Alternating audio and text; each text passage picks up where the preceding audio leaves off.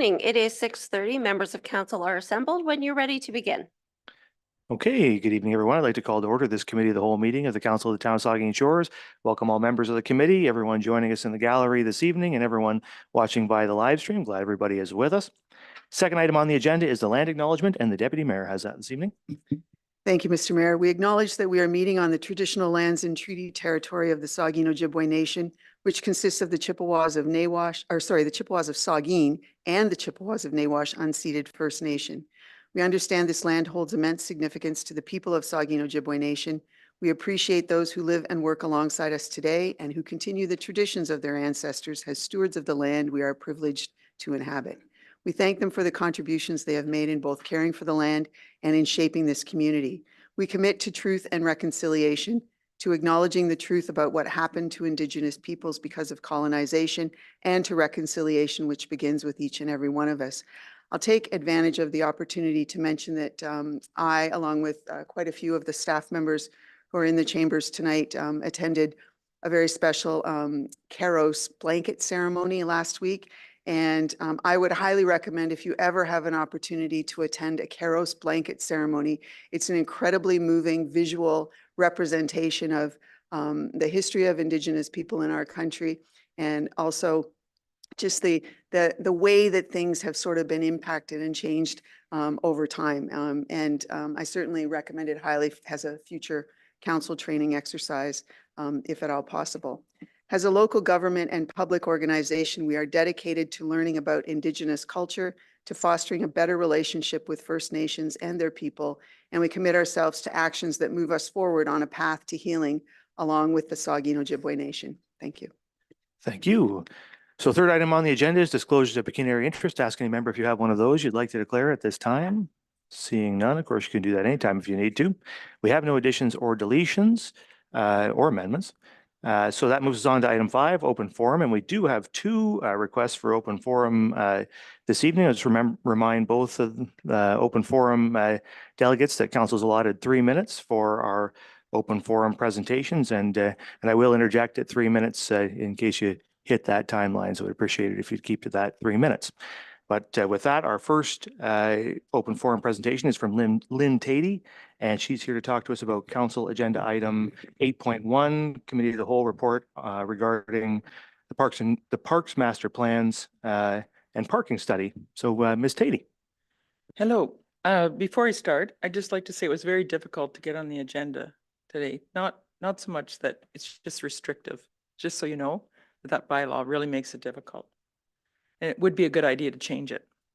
So I'm here to talk about parks and recreation planning and the downtown parking. Parks and recreation planning requires that you plan for accessible washrooms when you're building facilities. When you're planning spaces for parks, you plan for accessible washrooms as part of phase 1, not part of phase 2, 3. They're not the second or third phase of planning to hire. You hire a company that actually assists you with the parks planning and does not get just 250 to 300 replies to their surveys. This indicates there's a problem with the survey, there's a problem with the website, or they've disregarded many of the return surveys, or there's some other problem with their work, whether they're not doing enough of it. And just to explain that in a very short way, back in 1979, I did a parks and recreation survey on a small community in Erin Terra. I believe at that time there was a maximum of 200 residents, possibly a few more. At that time, the neighboring townships, maybe a few more people. But, 900 replies for a student, in college doing a survey, that I was wishing for more. So if you're getting 250 replies on a survey with a company that you've hired, you've really got to think about who you're hiring, and you're not getting the answers. There's a problem with the website here in Saugeen Shores. It does not work in many parts of rural Saugeen Shores. So there's no way, when I filled out that survey, it didn't get through. I know it didn't. That's mine. I didn't have time to do it again. So that's just an example. When you plan a soccer field, that's been already planned with proper drainage. It's 2 soccer fields with a plan for washrooms. I think the washroom should have been built already, but you got porta potties there. So then you're going to throw in 2 more fields, and that's unacceptable parks planning. There's already been planned drainage, there's already been planned seeding. It costs a lot to get the leveling. Find another location for a couple more fields. Put a washroom in there. Put some park equipment in there. Don't do this very expensive way. And if you're only getting 250 answers to all your park surveys, there's a problem. You plan a big ballpark, expensive ballpark like Lamont Park, and you put in porta potties in the first phase of the development. Wrong. Those are part of the first phase of planning. You don't have a company, you don't hire a company that puts the electricals in the middle of the ball diamond. Now, that's not hit the public yet either, has it? That kind of planning is just disgusting. And you hired a company to do it. I have kept silent about this because our family was represented by a donation from my brother-in-law for $75,000. We have hit 3 minutes, Ms. Tatey. You can Oh, wrap yeah. it up. Yep, cut me off. Just a few years ago, somebody's idea was to put parking spaces in Bruce County, in Port Elgin, that are like mini mitts. Trucks can't fit in them, full-size sedans can't fit in them. Okay? So 5 years ago, 7 years ago, I asked that they like continue with looking at the size of these parking spaces. If you want to cut me out, you can call the cops and have me dragged out. Ms. Tatey, Because- we'll have to ask you Yeah, to you can stop ask now. me to stop. Ms. There's other Tatey, people that have you brought know, up. Ms. the Tatey, parking. council's allotted 3 Yep, minutes I for our know, delegate, you've allotted for 3 our, minutes and for our you open can forums. talk all you want. Ms. Tatey, Yep, that's the procedural yep, bylaw. that's the proceed Wait, bylaw. That's it is- right. The Ms. Tatey- bylaw needs to change. Ms. Tatey, you're out of order. I know need I'm you out of to- order. I need you to stop now, Ms. Tatey.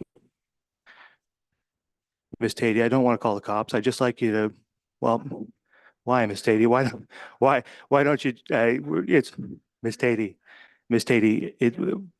thank you very much. We're now going to move on to our second delegation. Ms. Tatey, there's no reason for this. Council's allotted 3 minutes and that's what we've come up against. Thank you very much. Okay, now we're going to move on to our second open forum presentation, and it's from Claudia Wonder. And Claudia is here to talk to us about council agenda item 9.2, which is a staff report on the master drainage report approval. Ms. Wonder, the floor is yours. 3 minutes. Good evening, Mayor Charbonneau, members of council, and fellow attendees. I speak to the master drainage plan agenda item. I request you please clarify the recommended solutions for the flooding on Adelaide Street. With reference to table number 13-1, Adelaide is mentioned under both number 11 Adelaide Street and number 12 Island Street, with different solutions proposed in each. Under number 11, the solution is to construct a storm sewer on Macaulay Street, leading to an infiltration pit at Peel Street. Under number 12, the solution is different. It's to connect to an existing storm sewer along Huron Street. Connecting to the existing storm sewer at 211 Huron Street makes sense. The location of the flooding on Adelaide is just west of that location. Constructing a new storm sewer on Macaulay Street and connecting to that does not make sense. The residents of Macaulay Street do not want storm sewers. We don't see the need. We have sandy soil, water drains away really quickly. We especially don't see a need for a storm sewer to fix Adelaide's problem when it has a simpler solution to connect to an existing storm sewer. Nor do Macaulay's residents want the curb and gutter profile that goes along with storm sewers. I hope you will see this kind of feedback when you consider the Cottage Street study. And that appears on the agenda, I believe, next week. So thank you very much for considering my request for clarification on the solution to Adelaide's flooding. Thank you very much, Ms. Wonder. Welcome. All right, so now we're moving on to our delegations, and we have 2 delegations this evening. And just remind both of our delegations that council has allotted 10 minutes for each of our delegations, and we'd ask for you to respect those timelines. So our first delegation is from John Mann, and he's here to talk to us about what vision and plan does Saugeen Shores have for our youth on the Port Elgin Main Beach. Mr. Mann.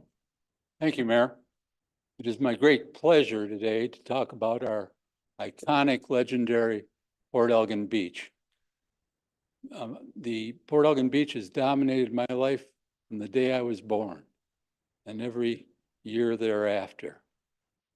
And about 5 years ago, I heard something about there's nothing to do on the beach. And I thought to myself, well, my favorite thing to do is walk on Port Elgin Beach. And then the second favorite thing to do, my second favorite thing to do is sit on Port Elgin main beach and just take it all in.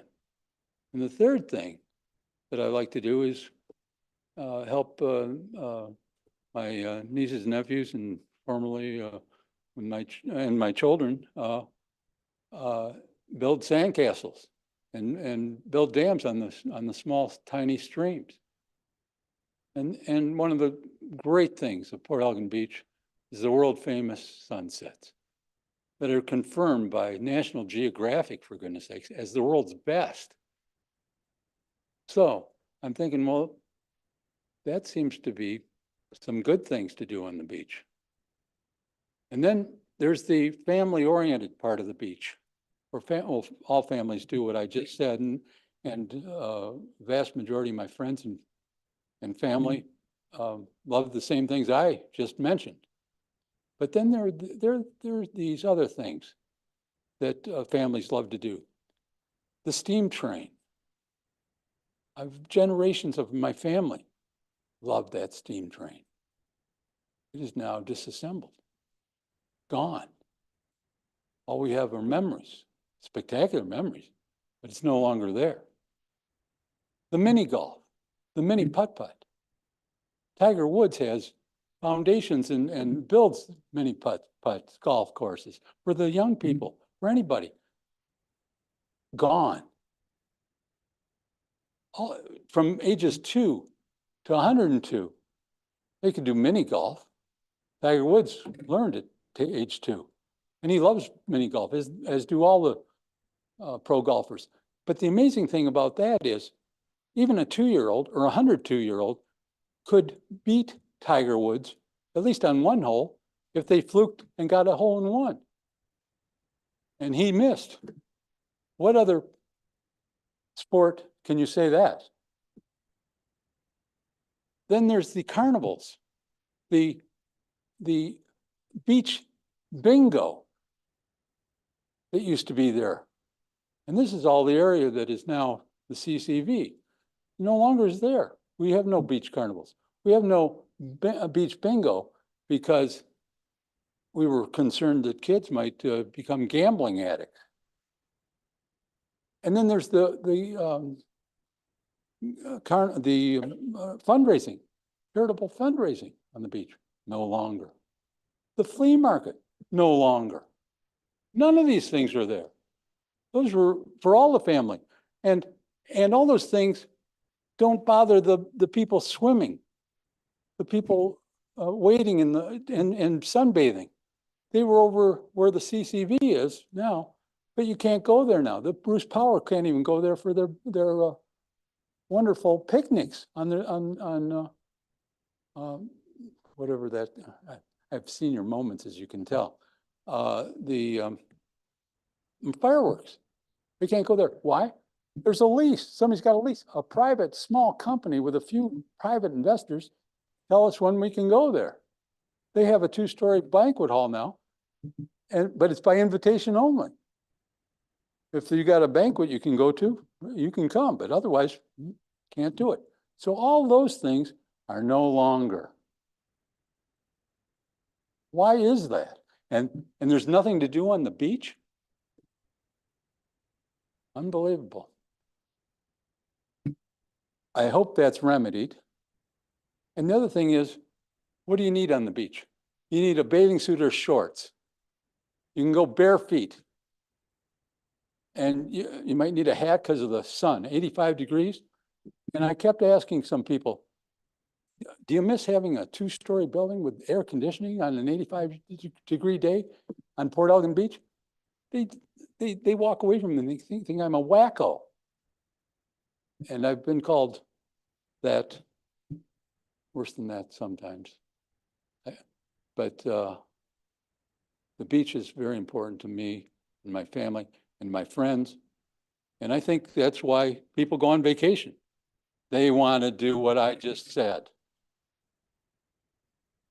I just have two requests tonight of council.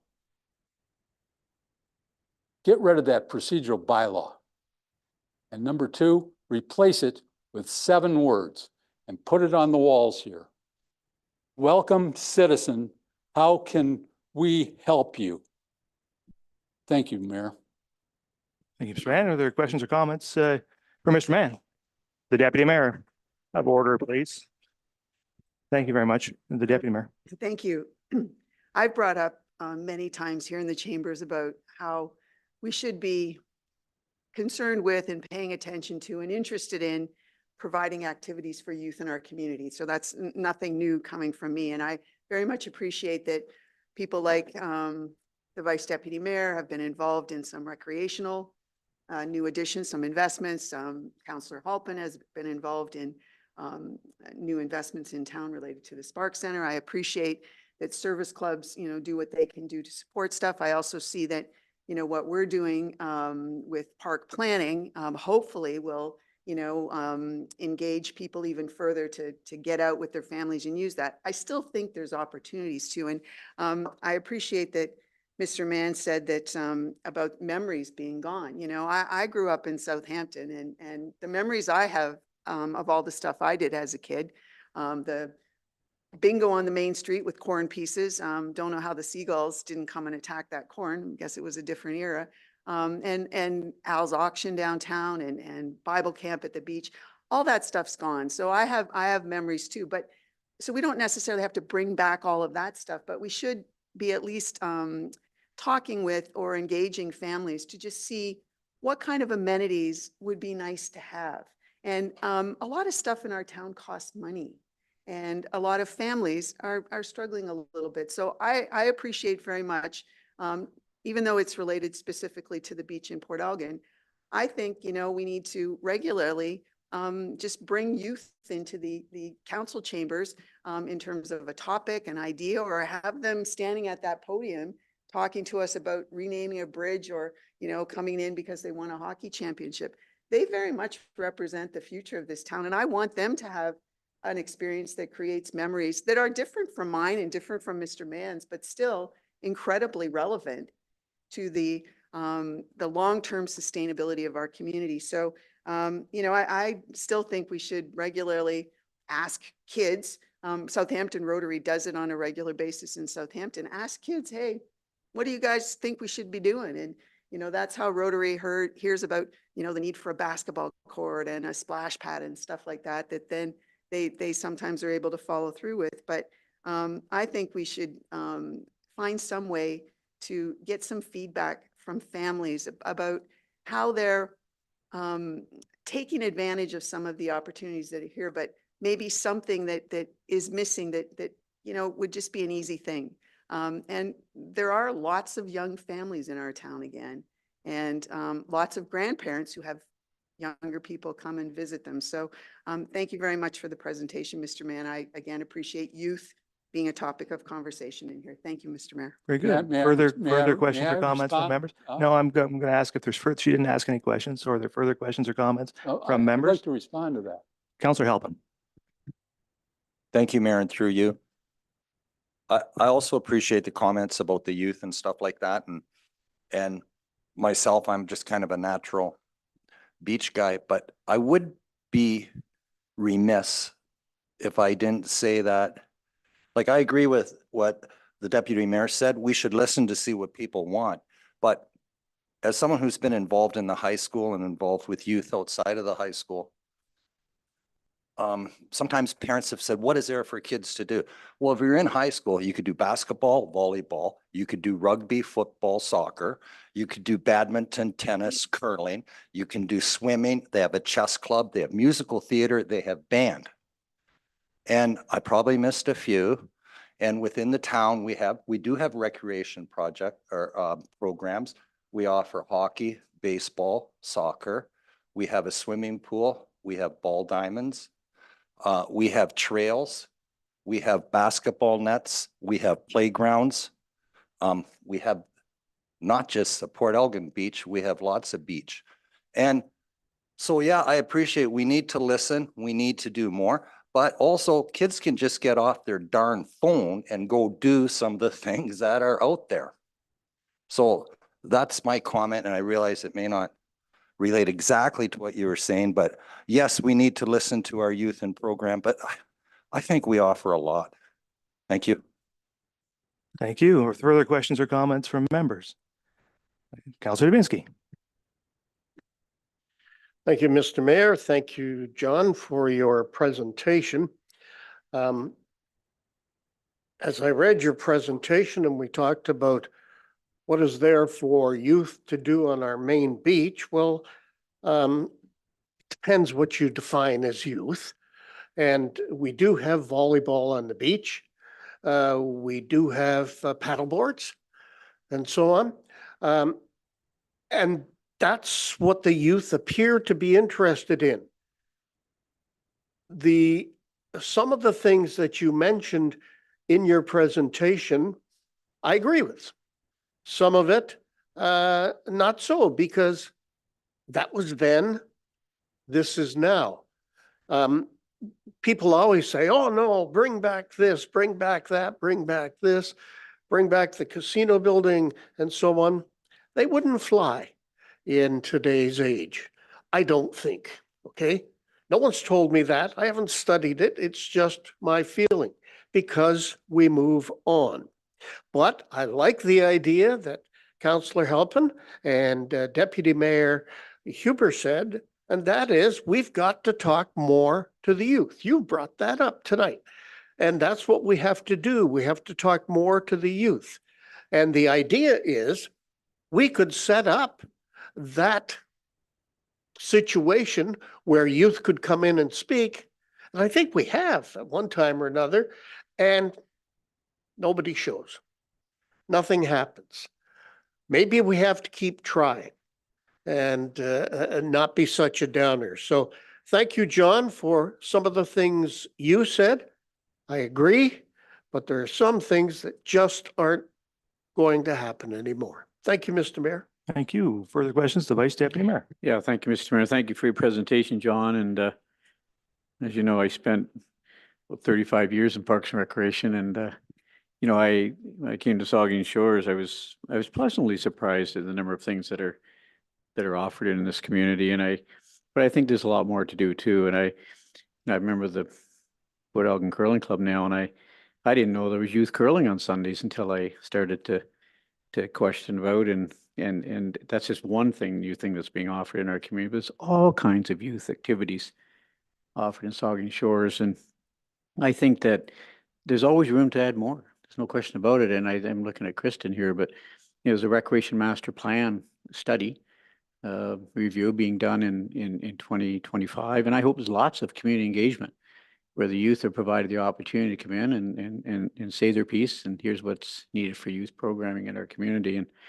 But Councillor Halpin and our Deputy Mayor, you're right. There's just, if you go down the list, there are a ton of activities happening in Saugeen Shores, but there's no doubt we can always do better. We can always add new programs, new services. And I was looking at our numbers for our summer registrations, for camps this year, and they're up like 30%, I think. I don't know if that's the exact number, Kristen, but our camp numbers are way up. Our pool numbers are way up. So there's lots of good activity happening in Saugeen Shores. I agree, Councillor Halpin. Kids got to get off their phones, eh? Me too. For off their iPads a little bit more. But I look forward to that recreation master plan, and I think we can add a whole lot more activity in our community. And you mentioned about the beach, and spend quite a bit of time in Heights Grove Beach. I went down to Port Elgin Beach a few times this year, and there's the sandcastle building, and there's the walking on the beach and the beach volleyball. There's a lot of activity going on in Port Elgin Beach, and so I just hope that continues too, and I'm sure it will continue to blossom. So, anyways, John, I agree with a lot of what you say. With the need for more recreational activities for youth. I think we always need to take a look at what else we can offer in our community. But time does move on, and there's some things in the past I really miss too. Now I don't hear, but my former own sound community that have come and gone, and But that's life, eh? Things do move on, do progress. Sometimes for the better, sometimes for the worse, but we just have to look forward and do our best to provide lots of activities for all age groups. So anyways, thanks for your presentation. All right, further questions or comments from members? I don't see any, so thank you very much, Mr. Mann, and we'll move on to our next delegation. Mr. Mann, there hasn't been any questions put to you. Mr. Mann, your delegation is over now, so we're going to move on to the next delegation, okay? Mr. Mann, your delegation is complete. We're going to move on to our second delegation now, which is from Stephen Finch, and he's here to talk to us about declaring public lands surplus. Mr. Finch.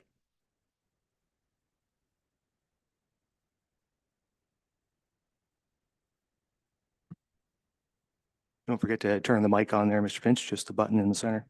Is that it? Yep, you got it. Thank you. Wonderful. Okay, Mr. Mayor, members of council and staff, I thank you for the opportunity to address you on the Port Elgin Main Beach inexplicable surplus issue. I'll introduce a little bit about myself. I'm 81 years old. I have a home on Shipley, I think somewhere down near where the mayor lives. I worked as a litigator for 45 years. I've now been retired for the last 10 years. My background to the presentation I'm going to make is on this basic premise that a public land surplus issue is a major issue. It is never a trivial matter, nor a mere housekeeping matter. It requires serious and important process to declare public land to be surplus. One background fact that I do want to share with you is the word shall, S-H-A-L-L. In all my years as a litigator, countered the word shall, and it was determined to be an imperative command. It indicates a certain action as mandatory. My daughter, who's a commercial lawyer, assured me last night dealing with contracts, legislation, shall is a certain action as mandatory. Now, this all began with the bylaw 2899. This came into effect, I think, in 1999 and was in effect until, I believe, April 2023. So everything done in this CCV episode is all governed by this particular bylaw. And I'll just read you paragraphs 1 and 2. This bylaw shall apply to the sale of real property by the corporation of the town, including a lease of 21 years or longer. That's our situation here. That prior to the disposal of property, the council shall by resolution declare the property to be surplus. Now, the lease was signed on December 9, 2019, long before there was any attempt to declare land surplus. Then it was December 9, 2019, it was June and August of 2022, where the site work servicing agreement and also building permits. It was after this, September, October of 2022, I found they couldn't register the lease because there was no declaration of surplus land. So they took it upon themselves in October 11, 2022, they declared the land surplus. They attempted to, and one of the expressions that I found when I looked at YouTube for this particular time, this morning, when it was determined this was really a housekeeping matter only. So there are some issues here. First issue, I believe the public land of Saugeen Shores needed to be declared surplus prior to any such land being disposed of by Saugeen Shores pursuant to this bylaw. This includes the beach area, needed to be declared surplus before any lease, site works, et cetera, et cetera. However, in this case, in breach of applicable bylaw 2899, a lease agreement in excess of 21 years, site servicing agreement, building permits were processed well before any attempt to declare the subject land surplus. To me, as a lawyer who had to follow by rules for a lot of years. It's really very simple. Neither council, mayor, or staff has any right to breach a bylaw. It is the law. You are obligated to respect and follow the law. We are expected to follow the bylaws in this town, as I certainly found out on several occasions. Therefore, people also expect the mayor, council, and staff to follow the law, particularly an important one like this. Where would we be as a society or a community if the public did not have confidence in public servants to follow the law? This led me to a couple of questions, as you probably saw in the letter that I sent to you. First question is at the time when you were processing all this, after you had received the proposal from Mr. Donini, what were you thinking when you're faced with a clause in the bylaw as strong as this? Where was your lawyer in all this? Where was the proponent's lawyer in all of this? If council was not aware of this bylaw 2899, I'd like to ask, why not? Why were you not? And I think that's the previous council, but maybe some of the people are on that also. Why did you not follow 2899? There must have been a good reason for this bylaw rule, surplus before disposal, because it's so crystal clear. It's just black and white. So my belief is that Saugeen Shores needed to explain and make a case for this portion of the public beach to be surplus before this lease was signed, not as a housekeeping exercise after the land had been disposed of in October 2022. Now I wondered why this is important. Then I discovered something over the weekend, which is bylaw 24/2023, which I believe was done by this council here. And this, first of all, repealed the first bylaw that we discussed. So I thought, well, here is where all the answers will be. There won't be any of this nonsense about things having to be mandatory because you're not going to follow it anyway. But no, that's not the case. Purpose of this new bylaw, the purpose of the policy to set out a process to declare lands surplus and the method of sale or disposition of land owned by the town of Saugeen Shores. And the policy applies to all sales and other dispositions of land. The policy does not apply to leases with terms of 20 years or less. And in this new bylaw, very helpful, it defines the word disposition. It's the sale, blah, blah, blah, blah, blah, of land, or the granting of a lease by the town for a term more than 21 years, and disposal shall have a similar meaning. Also defines surplus. Surplus means land that the town no longer requires to meet its current or anticipated future needs. Then there are two paragraphs that I will read under this bylaw. 1.1. Before disposing of any land, council shall pass a resolution at a meeting open to the public declaring the land to be surplus. It's a repeat.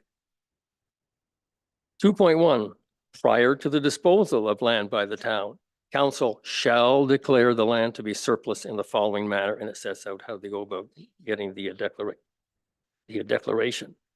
There's another paragraph later on, which also substantiates the requirement to have the surplus declared before there's any disposal. So therefore, that confirmed to me and corroborates the fact that it is necessary at all times to declare surplus first before you can go any further.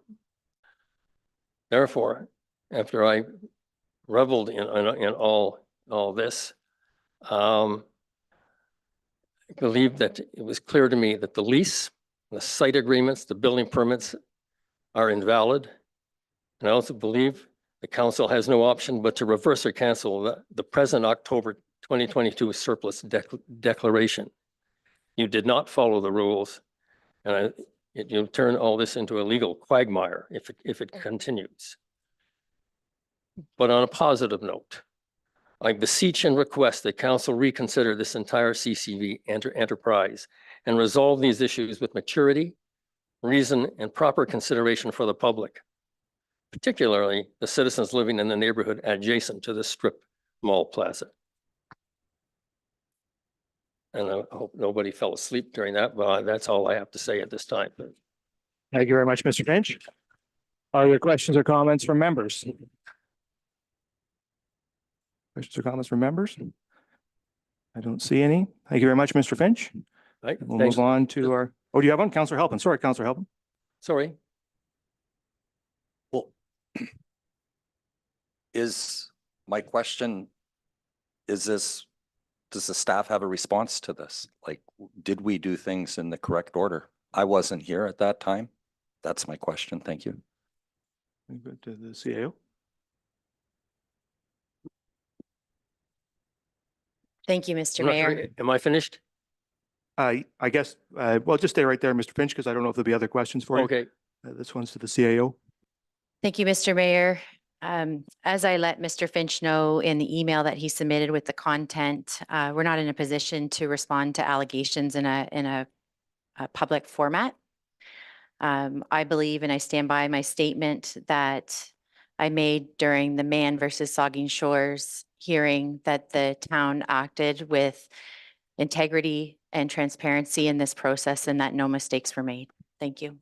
And Thank you. I Are there guess further- then there could be an explanation to me and to the ordinary Okay. guy. Thank you. Why did you not follow Mr. Finch, the rules? Mr. Finch, there hasn't been a question posed. You'll ask if there's other questions or comments from members. I don't hear any. Well, thank you very much, Mr. Finch. Thank you. So now we're moving on to our, further down the agenda here, on to reports of municipal officers and committees. And on to 8.2, staff reports. And the first one is on the 2022 annual audited financial statements. And we'll turn that over to the treasurer.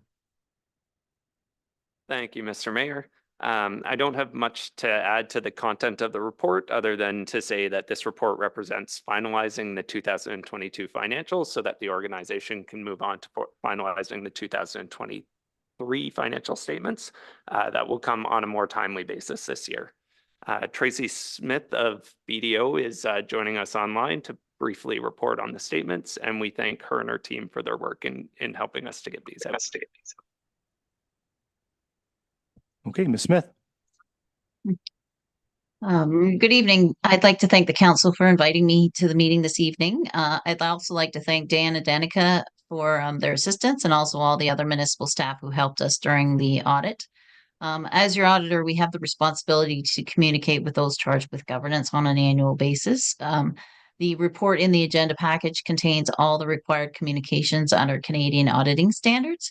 And this communication is very similar year to year, as the content is prescribed by the standards, and it is required to be communicated on an annual basis. So I'm just going to provide a very brief summary of the communication, and then a high-level overview of the draft financial statements contained in Appendix A of the report.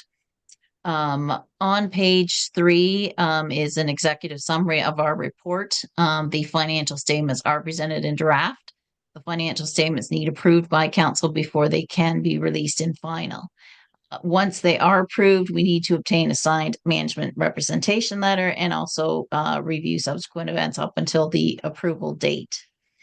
We are required to declare to council that we are independent on an annual basis.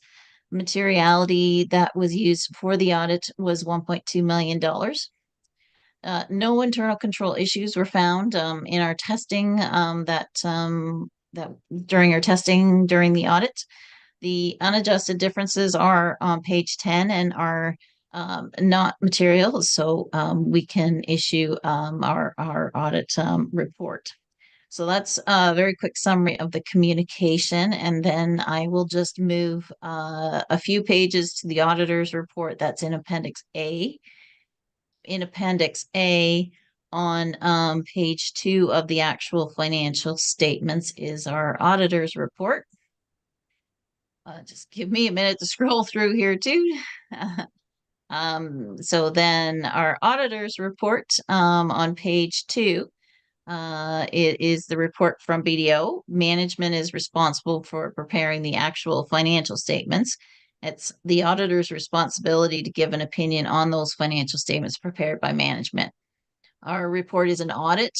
It is the highest level of assurance that can be provided by a public accountant. As in prior year, I will point out there is a qualification relating to the completeness and existence of capital assets with respect to the timing and recognition of assumed subdivisions.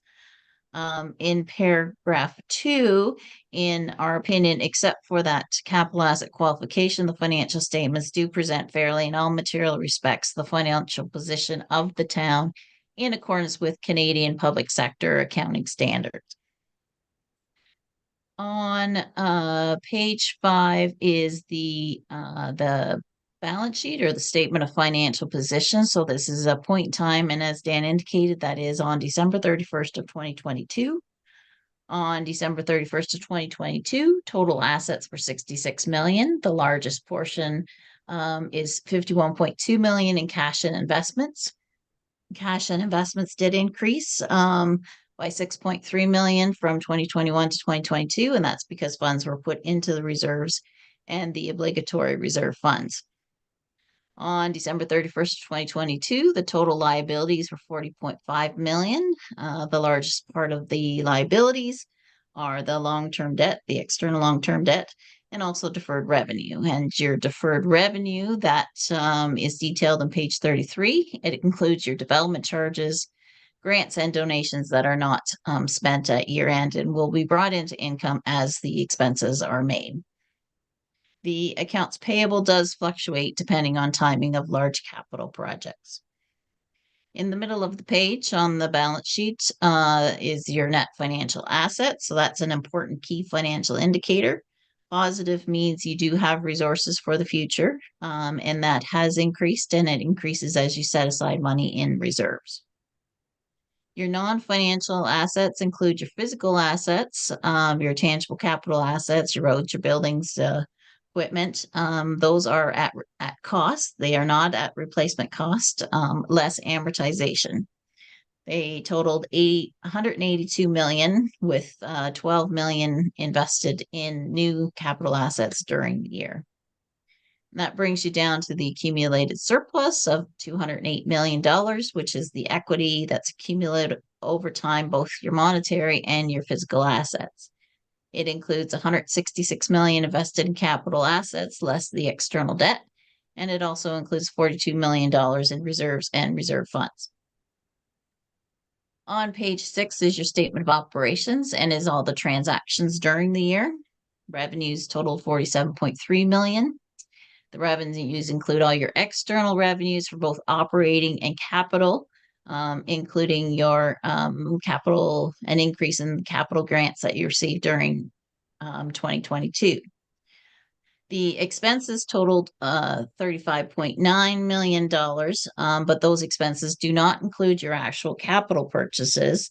They only include your operating expenses and amortization, an estimate of the use of those capital assets over time. And that's in accordance with public sector accounting standards. I do want to highlight that the budget does not include amortization. So if you remove the amortization from the expenses column, you would be at $29 million. And again, that is in accordance with public sector reporting standards. The annual surplus of $11.4 million is the revenues less the expenses. And it's important to note that this is not your operating surplus. The annual surplus on this statement focuses on your long-term planning. It is the amount raised during the year, what's left after paying your operating costs and amortization. So from this number, you still need to make your debt payments. You also need to make your capital purchases. So that number needs to be always positive and always needs to be a large positive number to be able to make those payments.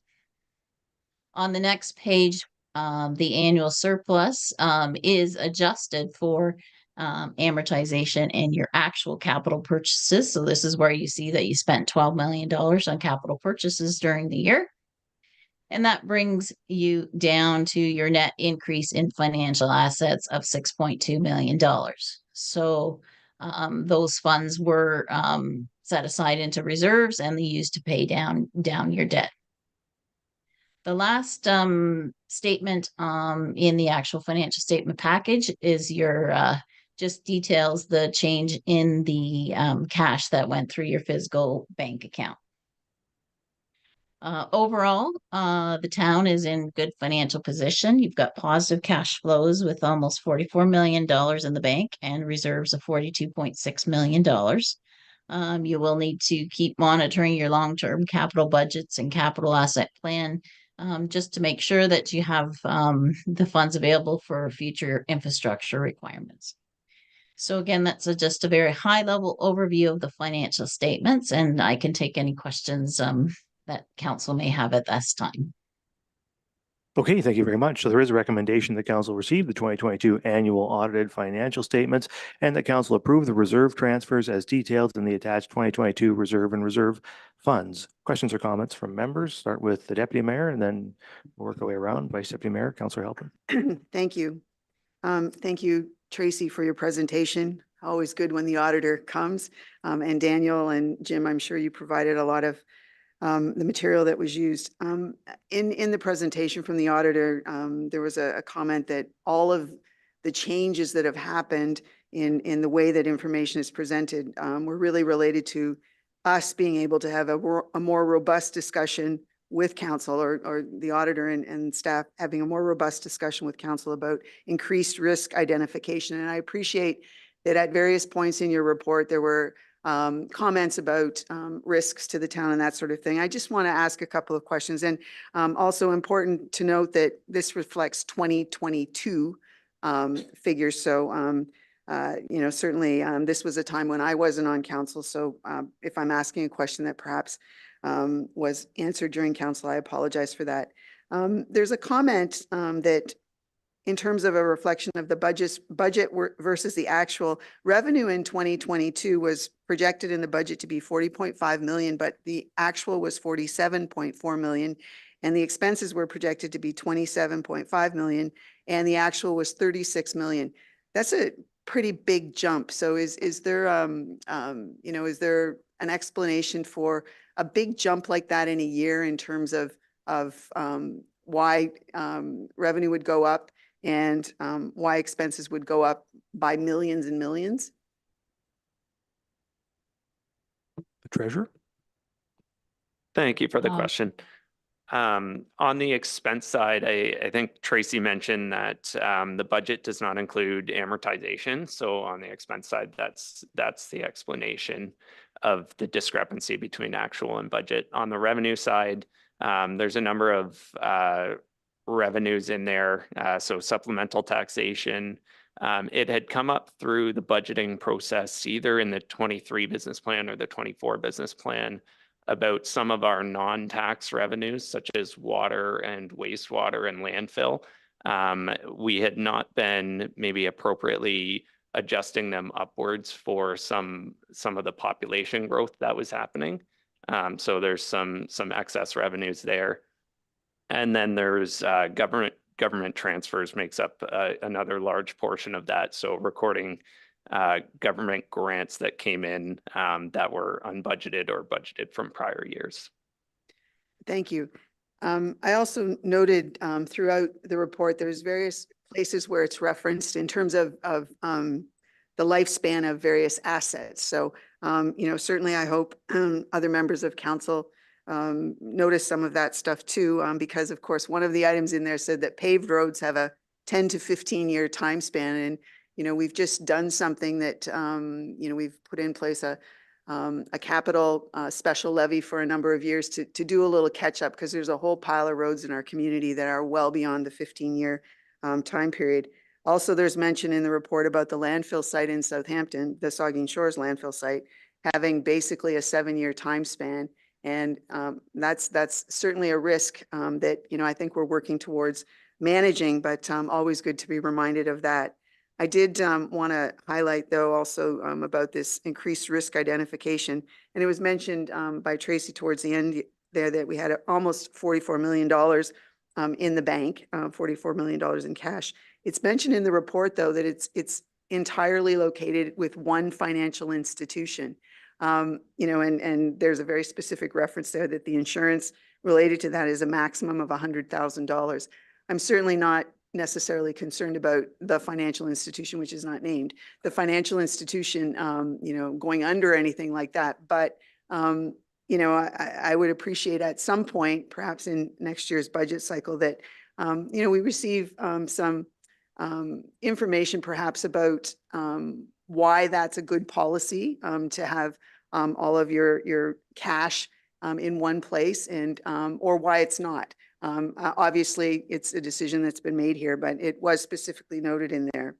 I also just would like to mention that we have insurance claims were mentioned, and certainly, you know, when I was on council in the past, we used to have a couple of times each year that we heard about some insurance situations with the town. That was in my previous experience here. But I see that, you know, there's some outstanding insurance claims that date back, or that have a 3 to 10 year outstanding period. Certainly, you know, I know we've had some insurance discussions here, but you know, it's a liability to the town that perhaps there's something to think about there. I don't know if you want us to move on to the reserve funds part of this. We didn't get any comments about that. I think that you can. They're all presented together. So, yeah. One more about the audited statements then. On page 36 of 61 of the auditor's presentation. In 2022, it was budgeted that there would be $1.6 million worth of development charges. However, the amount that was received is indicated as just $277,000. That's a bit of a decline for, you know, and I realize it was the pandemic and there were some significant disruptions to the way things were happening in the community. However, you know, certainly I know we're going to have a development charges discussion coming up this term of council, perhaps later this year, I think. Certainly, it would be important for us to understand how the budgeting and the actuals kind of fit together, and also just how going forward in the reserve fund situation. Page 7 relates to development charges. I'm not going to ask questions about, you know, that right now, because I know there's going to be a discussion. What I will ask about the reserve funds are that there are in the funds, let's see, page 4 of 7, the waterfront master plan reserved. I thought we had a significant amount of money in that reserve, which was funding the master plan process that got approved to happen this cycle. I don't know if it's in the business plan or not, but certainly I remember from last year's budget cycle that, you know, we allocated some funds, and I thought it was coming from this waterfront master plan reserve. There is a notation at the side of that particular item, which indicates that reserve, I believe, was associated with the CCV rent, and there's an indication of some kind of transfer there. Could I just have an explanation? Because the value mentioned there is less than what I thought it was, given what we discussed back in November and December in the budget discussions, which led to $120,000 or so being allocated for a waterfront master plan update or new one for the Port Elgin Beach area. So, and I would like an explanation of what the little notation in the box, and again, this is on page 4 of 7. I think it's just moving that into a different category, because there's a number of places where that kind of happens. But if you could, it's the only place in the document where CCV is mentioned. So it kind of jumped out at me, and I just would like to understand what that means. The treasurer. The lines in the reserve activity report transfers in and out of reserve, and that line specifically is denoting the transfer of CCV rent to the waterfront reserve. That particular amount in 2022, I think, may have had some adjustments depending on from the square footage calculation, but all CCV rent is sitting within a waterfront reserve, and that was more recent financials of that were presented in the 2024 business plan, which had a more up-to-date reserve projection and balance. Okay, thank you. One more. On page 6, in the, it's pretty small print here. The Southampton BIA has a reserve, and there's an indication, I think it's on page 6. Yeah, there's an indication that they have accumulated surplus of $43,389. Again, this is 2022, $43,389. Then it indicates long-term debt of $17,810,000. I don't believe the BIA has debt. Is that just a little perhaps typo glitch? Yeah, it's long-term debt. It's not associated with the Southampton BIA. Oh, thank goodness. Thank you, Daniel. Okay. Thank you, Mr. Mayor. We'll go to the Vice Deputy Mayor, and then I have Halpin, and then I have Grace. Yeah, thank you, Mr. Mayor. Thank you, Tracy, Daniel, Jim, for the report. I just wanted to start on page 15, if I could, Westero Power. Maybe the mayor can chime in here too, but that 7,626,000. So that's the number, 25% shareholders. So that's the number. Would that be the number? Not indicating that we will sell Westero Power our share of that utility, but is that the value, Mr. Mayor? If that utility was ever sold, that dollar amount would come to the town of Saugeen Shores? I think, and I haven't scrolled to the exact numbers, but I would say that whatever numbers reported in here is just the valuation that was given to the company at the time of its creation. And that number won't have been adjusted to reflect the current market. Could be So those numbers wouldn't be related in any way to the actual value of the Could be a company. little higher. Okay, thank you for that. Page 16. Tracy and staff, I'm just wondering with the chart with long-term debt, it would be helpful, and if maybe in a future meeting, email to council perhaps, but listing what those projects are. I have no idea what those loan payables for infrastructure projects 2024 right through to 2041. Could we get that sometime? Just the long-term debt repayment schedule? I wouldn't mind knowing when some of these are coming due.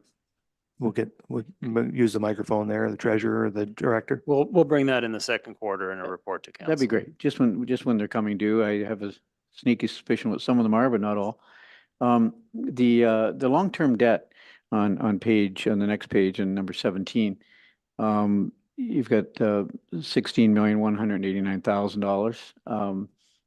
And that's obviously, you indicated how much per year.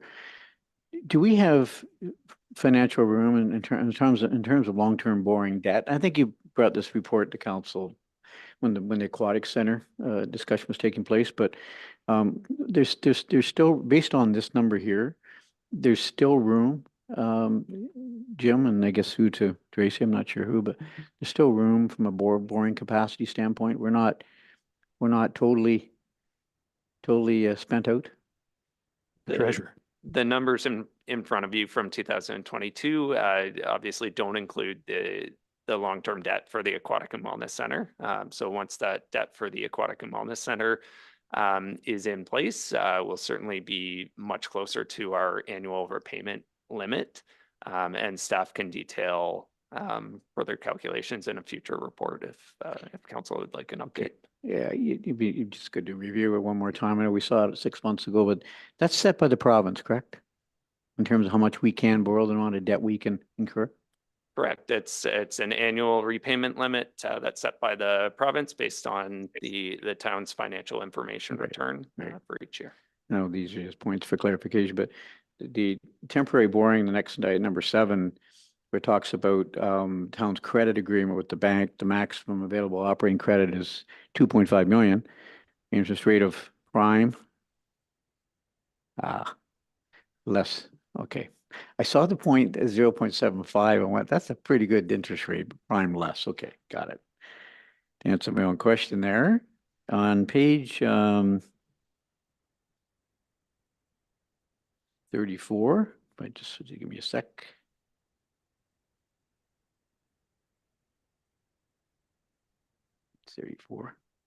Yeah. I sent this question in today about the accumulated surplus. Is it fair to assume that accumulated surplus goes up every year. Is there a situation where that accumulated surplus is going to come down? And can you give me an example? What would happen if that surplus goes down? Tracy, if you want to give an answer there. So we're talking about the $208 million accumulated surplus, and like Correct. the overall accumulated surplus. So can it go down? Yes, for sure it can go down. Situations where that might occur is if you were taking significant amounts out of your reserves and your reserve funds and using those for capital purposes, then the accumulated surplus could go down. It could also go down if you are it could also go down if you're not reinvesting in your infrastructure on a regular basis. So for a rule of thumb, that you tend to want to have reinvestment in your capital infrastructure at least equal to the amortization that's on the financial statements. So it could go down in that case if you're not reinvesting in your capital assets. And what would protect against that, I guess, Jim, is what you propose this year with the surcharge on infrastructure projects. That's going to protect against that accumulated surplus ever going down. Really, it's going to continue to go up. Well, I mean, of course, maybe to elaborate on what should be happening with the accumulated surplus, and keep in mind that inflation will be an ongoing thing. And if your accumulated surplus is not going up, then you're really falling behind inflation. Right. And that speaks to what Tracy spoke about. If we're not investing in our infrastructure, then eventually you're going to see your infrastructure degrading, Right. and we won't have the resources to replenish that. And so you really have to be able to grow that to be able to, because every year when you're trying to replace things, it's more expensive than when it was done originally. Right.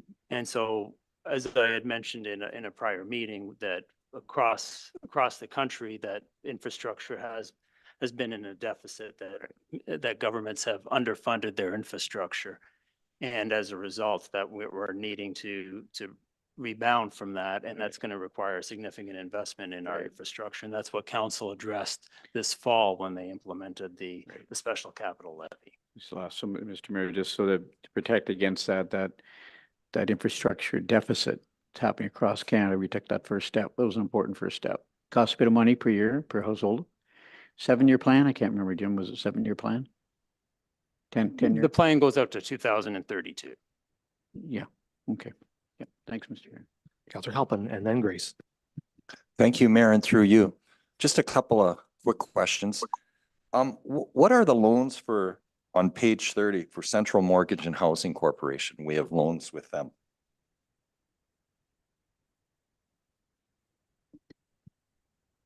If you give me a minute, I'll Okay. look up that My- specific loan. My second question through you, Mayor. I read that correctly, that OMERS has a $6.7 billion operating deficit right now? And we're a member of OMERS? So that's a potential liability for us and everyone in it? Just saying, I was kind of shocked when I read that figure. I don't know if maybe there'd be a comment from Tracy on that one, or maybe Yeah, from Dan. so the OMERS, your risk would be only to the extent of increased rates on the OMERS payments that you're required to make. They are a separate entity. Okay, and one more question. And I think Mike skirted on that, but what is our debt limit that we're allowed to carry as a municipality? What is our debt limit? And I understand that the government, provincial government gives us a total debt limit. Thank you. There is staff have done a report pretty recently on all of that. Maybe what we could ask Dan is for you to circulate that report, or maybe an updated version of that report to council. Lots of questions about the ARL. So maybe it would be a good idea to circulate that so that, because it's a kind of a complicated question, and there are also some internal controls that we apply. So can we do that? Yeah. We can circulate that report. What I'll say now is that the debt limit is based on 25% of your own source revenues, so of your taxation and user fees. And the debt limit is a debt payment limit. It's a limit on the amount of funds in 1 year that you can use towards debt repayment. It's not a limit on your total debt, so it does fluctuate with interest rates. As Mayor Charbonneau said, it is there are a lot of inputs that impact that. Right, we have approximately a $25 million budget, so, okay, the fiscal conservative side of me can get nervous with all these big projects and everything we're doing. So keep doing a good job on the finances, please. Well, they do a good job. And I'll just mention to answer your question on the CMHC loans, they were related to water and sewer infrastructure. Thank you. Okay, Councillor Grace. Thank you, Mr. Mayor, and thank you, Tracy and Dan and Jim, for the report. My first question is about materiality. I looked it up. I'm not quite sure I understand it. I wondered if you could explain what that is and how you came up with that figure of 1.2 million, what that means for us. Yeah, so from an audit perspective, materiality means what is the amount of misstatements that would be that you could allow in a financial statements that would influence the decisions of the users relying on the financial statements. When you look at $1.2 million for materiality, that's an overall materiality, and so you would never. We would always suggest that you always make any adjustments that we find during the audit. So you would never have statements that are even close to that being misstated. What it means from an audit perspective too is just because the materiality is 1.2, that doesn't mean that we don't look at anything under that amount. So the 1.2 is based on standard. It's 2 to 3% of revenues, and that's standard for public sector entities. From that 2 to 3% of revenues, you get the $1.2 million. But then when we do our audit testing, we use something that's called performance materiality, and that's 75% of the 1.2. And then we use that amount for statistical testing in our calculations. But then we go down to 10 to 20% of the performance materiality to check things like cutoff and things that we're testing, doing when we're testing transactions. So we don't do it to a $1.2 million materiality. That's just the overall materiality. Okay, Does that thank help? you.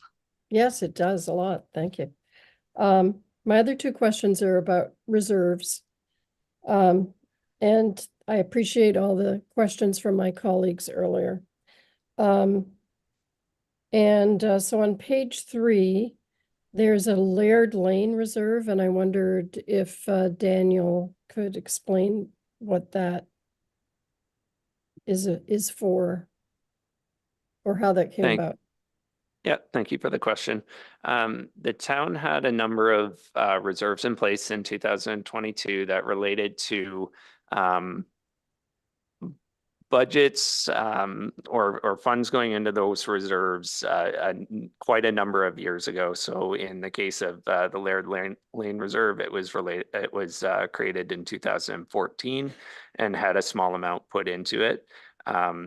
As that reserve had not been cleared out with past work, council did approve in the fall of 2023 both a new reserve policy and closing a number of reserves through the 2024 business plan. And so that reserve is being put to the future capital projects reserve so that it can be used for general capital purposes. Okay, thank you. And then the other one is the Tim Hortons TFC LT reserve.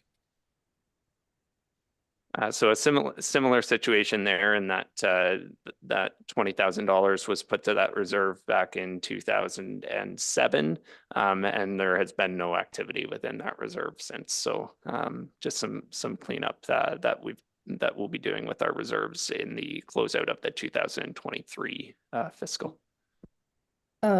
Just a follow-up, Mr. Mayor. Yeah, go ahead. So will that also be eventually put into the future capital reserve with this Correct. cleanup? Yes, okay. And that's $20,000, yeah, okay. Thank you very much, Mr. Mayor. Thank you. Any further questions? We'll get Davinsky and then the deputy mayor. Thank you, Mr. Mayor, and I'll refer back to a question by the deputy mayor. So through you, to our treasurer or to our BDO representative. And that was in cash in the bank, almost $44 million is being held at one financial institution.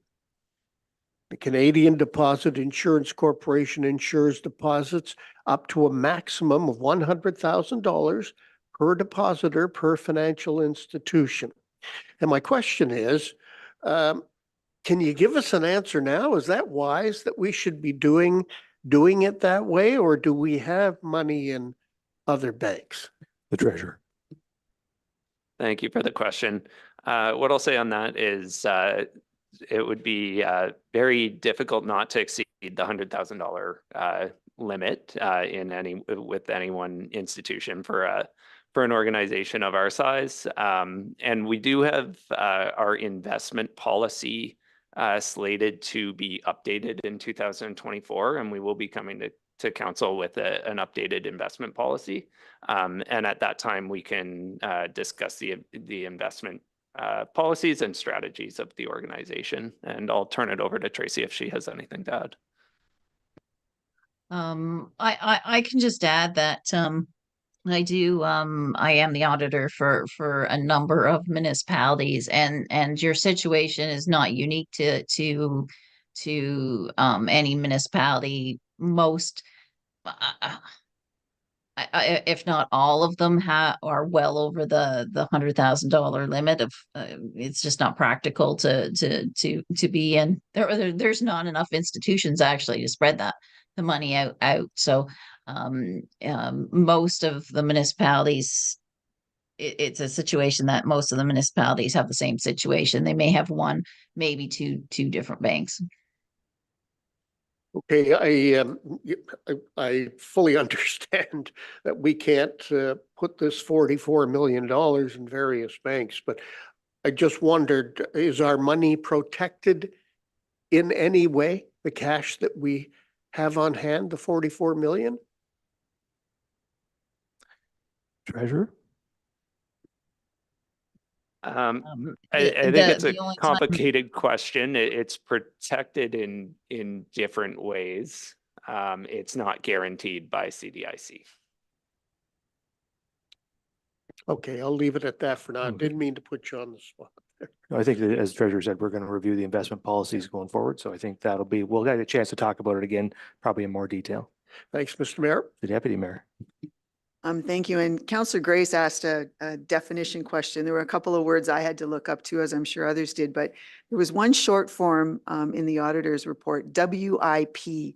And I might have missed but what does WIP stand for? And was that in the audit report that you saw that? Yes, it shows up in a number of places. Let me find a reference. It probably means something really straightforward, but WIP is likely in the capital asset section, and it's probably work in progress. So that would be your capital projects that are in progress. Okay, further comments or questions from members? Councillor Mayette. Thank you, Mr. Mayor. And just quickly, we're going over here the 2022 financial reports, and if my recollection serves me, we normally do previous year, sometime during the financial year. So, and I know you prefaced your remarks with that you hope to have the 2023 audited financial statement prepared for us. Can you give us an idea when that is? And maybe Tracy's already working on it. We have started discussions on 2023. Staff are preparing the material, and we anticipate being to council by Q3 at the latest in the summer months, I would say. Okay, I'm gonna take one more and then we're gonna wrap this one up. The Vice Deputy Mayor. Thank you. Just about Basra, and I should know this, being a member of the Basra board, but the Basra reserves, starting balance 448, 380,753 balance. What does that represent? Basra financials are just consolidated into our financials, so that represents our share of the Basra reserves. Gotcha. Yep. Okay. All right, thank you very much. I wanted to know, just in follow-up to what Councillor Mayette said about the 2022, the fact that we're reviewing 2022 tonight. I think it's really important in terms of council's ability to have effective oversight over the finances of the municipality, for these financial statements to come more routinely closer to the end of the fiscal year that we're talking about, to being here now in 2024, talking about 2022 is just a bit too much of a delay. So I think we need to strive to get back on that track to see 2020, to start to see 2023 soon, relatively as soon as you can get it, and then get back on track to reviewing the previous year, that following year. I think that that's an important thing for council's ability to effectively understand and follow along with the finances of the corporation. So just a comment. But with that, you've heard the recommendation. So I'll ask all in favor. That's carried. Thank you very much. All right, so now we're on to the second report, which is the 2023 Annual Drinking Water System Update, and we'll turn that over to the Director of Operations. Thank you. Through you, Your Worship. Excuse me. First, I want to point out that Larry Gill did author this report, and he is here tonight, but he's been under the weather and he's lost his voice. So as a consequence, I've been delegated by him, which is a reversal of rank, I think. Anyway, I will also point out that Dan McLeod is here, Hub Manager for the Ontario Clean Water Agency, in case there's any questions or concerns around the reports. I'll point out firstly, as a manner of explanation, you may be wondering why there are two annual reports, a Section 11 and the Section 22 summary report. Section 11 is spelled out in Section 11 of OREG 170, and it's meant for the users, the public. That's the intended audience. Schedule 22 summary reports are meant for actually the owners of the system, municipal council, that's you. So there are two reports required every year for every water system in Ontario, and that's their purpose, and they are spelled out in different parts of the regulations. So the Section 11 annual report, briefly just covering a highlight, and the only thing in the staff report we felt necessary to mention was there were no drinking water quality standard exceedances. But there was an adverse water quality incident reported on April 24, 2023 by the Ontario Clean Water Agency due to a Category 2 water main break, which is defined as a water main break where water main contamination is suspected or possible. It doesn't mean it happened. It just means that you don't have objective proof that it did not happen. So there is a requirement for additional precautionary sampling and flushing when that happens. And all the bacteriological sampling results came back safe, but it was a called in adverse water quality incident, so it's worthy of note. The Schedule 22 summary report describes quantities and flow rates of the water supplied in comparison of the average and monthly flows to the approved capacity of the plant. Table 1 and Table 2 in that report summarize the issues of noncompliance, and there were no issues of noncompliance issued during the period. Table 3 and 4 summarize average and maximum flows as a percentage of treatment capacity. The effective treatment capacity has been observed to be 13,775 cubic meters per day, which is less than the rated capacity set out in the drinking water license of 18,000 cubic meters per day. That's because of limitation of the membrane capacity. This is one of the reasons why we're doing a RFP for a water treatment plant expansion RFP, and that will, environmental assessment. and that just went out. It's now on the bids and tenders for the website. That's an important study to determine the path forward to upgrade our capacity. We've also attached the Ministry of Environment, Conservation and Parks inspection report from an announced inspection that they did in January.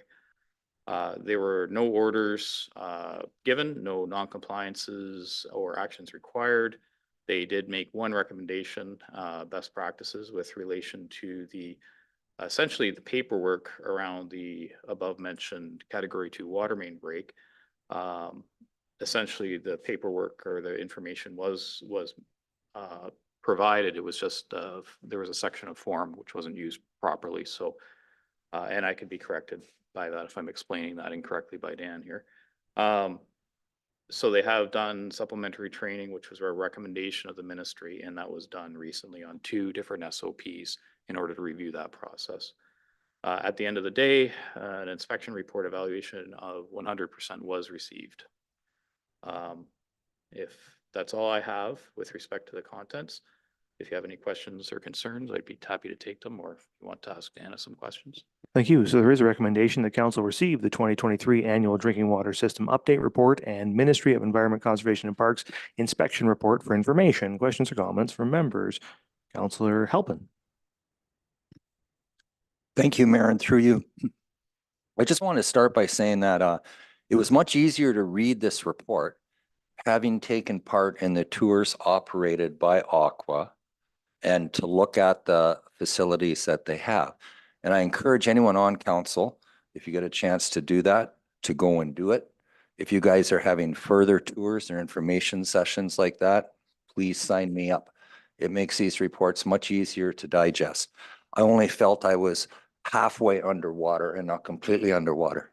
However, I do have a couple of questions, and I was just wondering, it seems like you test for turbidity constantly, like there's 8,700 tests done a year.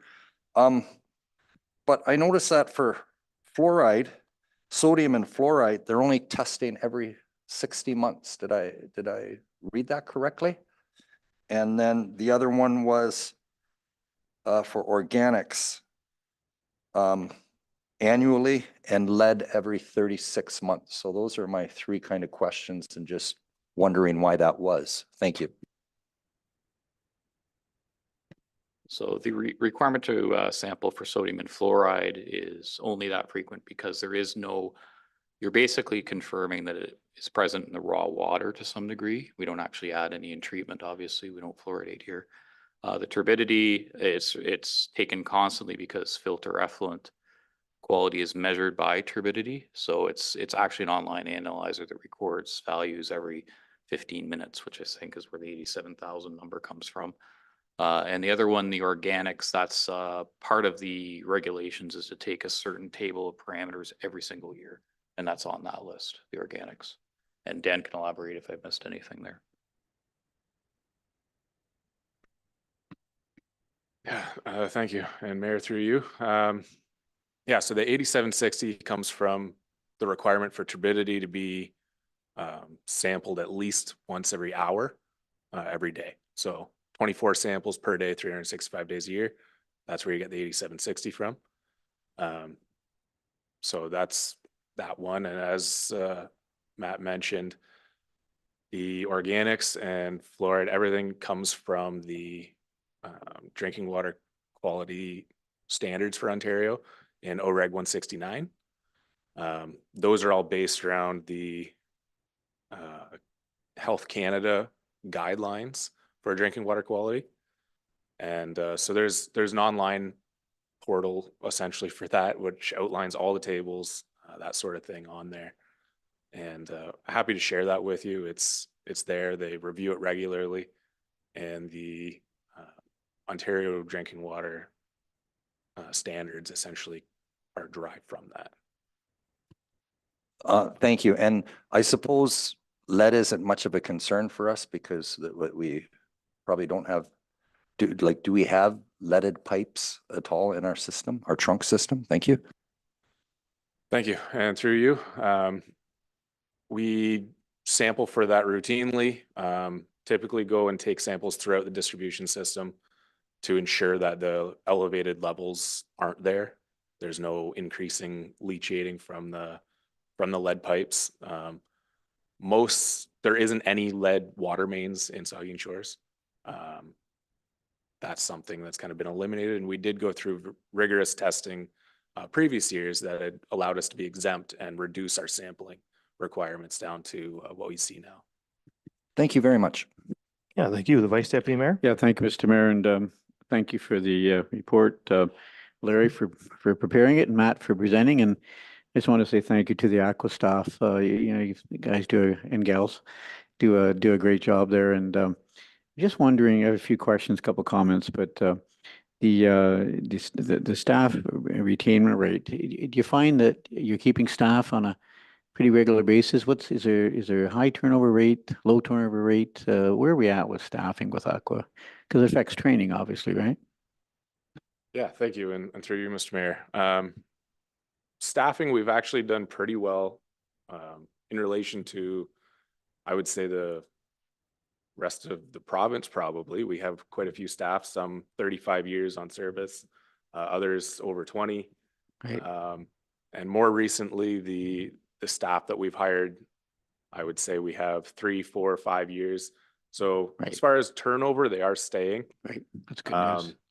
We have had a couple of turnover in the last little while, and fortunately we have made some recent offers as well. So Right. we're almost at a full complement right now. Excellent. 7/8. And that helps a lot, right? Absolutely. No staff retention, the longer they stay. I just wanted to comment on the number of orders in the Ministry of Environment, Conservation Parks Inspection Report. Numbers of orders 0. Numbers of non-compliances with regulatory requirements and actions 0. And then you have the 1 of recommendation best practices. But I think that says a lot to the quality of staff you have and quality of management. And just want to say, keep up the great work. And it's a solid report. When I read that Aqua received an inspection report evaluation score of 100%, that's the way it should be, obviously. And I guess the message to our community is we have safe drinking water. So that's great news. The comment up above, we talk about table 3 and 4, summarize the average maximum flows as percentage of treatment capacity. You talk about the effective treatment capacity has been observed to be 13,775 cubic meters per day, which is less than the rated capacity set out in the drinking water license of 18,000.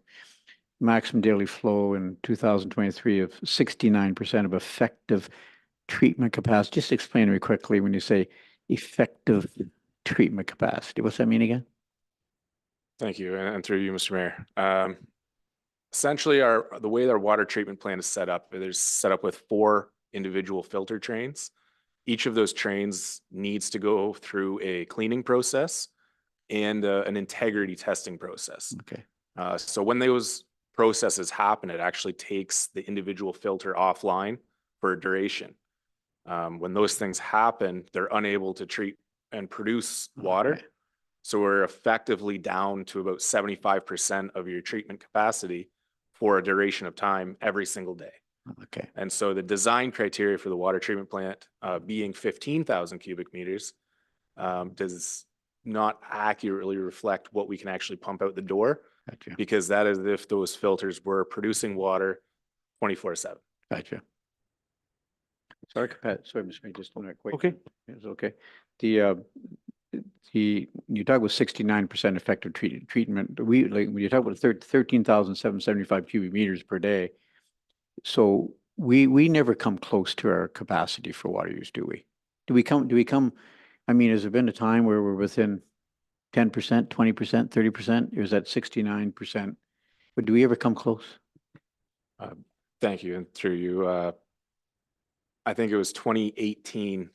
We had pretty high usage one summer, and we hit about 11,400 right going out the door that day. And that on file has been our highest peak.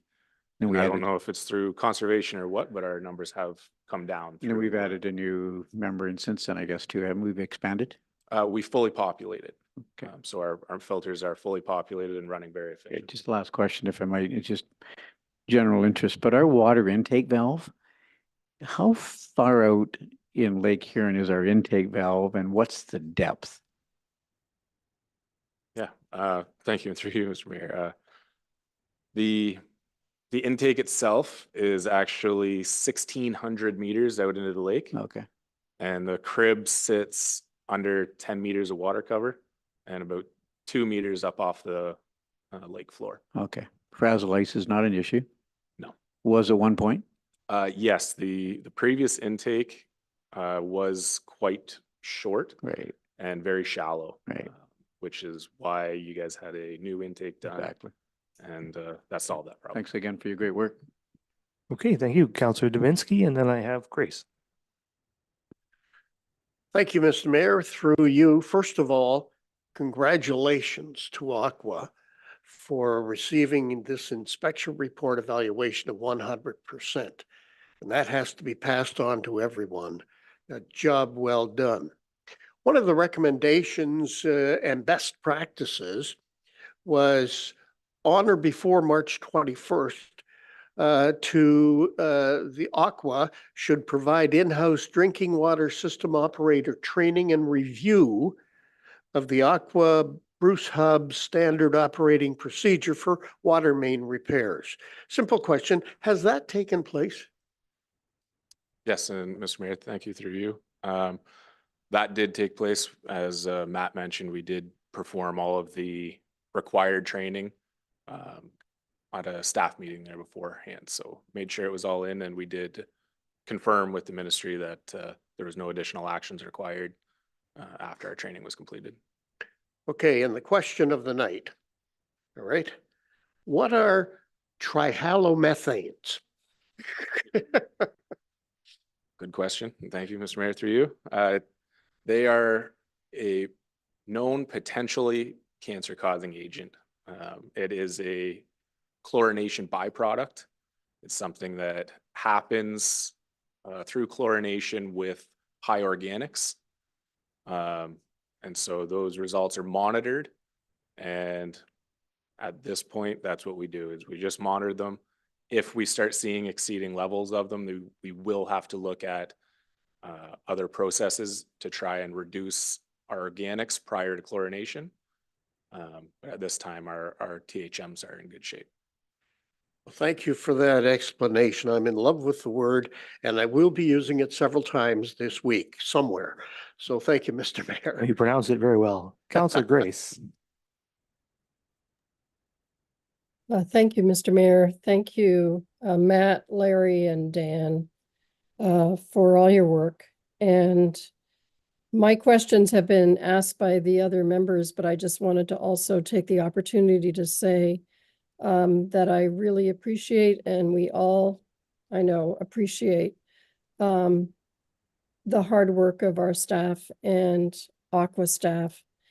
This is one of the most important duties we have, as everyone knows, as a municipality, and we couldn't do it without your expertise and constant supervision and work. Thank you. Thank you, the Deputy Mayor. Thank you. I'll echo what Councillor Grace just said about one of the most important duties we have. You certainly are making our responsibility related to duty of care a lot easier with regular reports and easy to understand reports, and the ability to bring us to the sites and show us how things work, how something isn't working as well as it should. So what we're planning to do in the future to move it along into a situation which will serve us well for the next number of years. We focused mostly on water treatment here, but I just wanted to thank Dan and Larry also for giving a number of us an incredibly thorough treatment of the Port Algon sewage treatment plant. And not only related to the way that material flows in there, and you spoke about some of the issues that had happened in various parts of town that required some immediate action to replace infrastructure. There was a big hunk of metal there that great explanation as to how that got out of the ground and all of the working parts with that. But I also wanted to just respect that you also were paying attention to the environment around the sewage treatment plant and doing a number of things that were effectively improving the environment in the surrounding lands, because there are adjacent recreational and other activities that, certainly we're doing what we can do. And you're telling us that, so our duty of care is being reflected in that. You're doing things that are making it, I think, better for the community in general. So just thank you for the tour. If members of council haven't gone on a tour yet, I hope that another one comes up, because it certainly has, a number of people said, is a very good way to understand these documents a whole lot better. Thank you very much. Thank you. Councillor Mayette. Thank you, Mr. Mayor. Just quickly, thanks for the report. Daniel, congratulations. I think this is like 5 or 6 years in a row now where there's been 0 exceedances. So that's a good record. Keep that going. And even though I personally am not a customer of the water treatment system, I think maybe only Lynn and I in the room here maybe aren't the customers of your system. I do appreciate the work you do. And for those that may not know, Aqua is a friend of the Lake Huron Fishing Club, and we routinely aid each other in our endeavors. So thanks. Keep it up. Very good. Further questions or comments?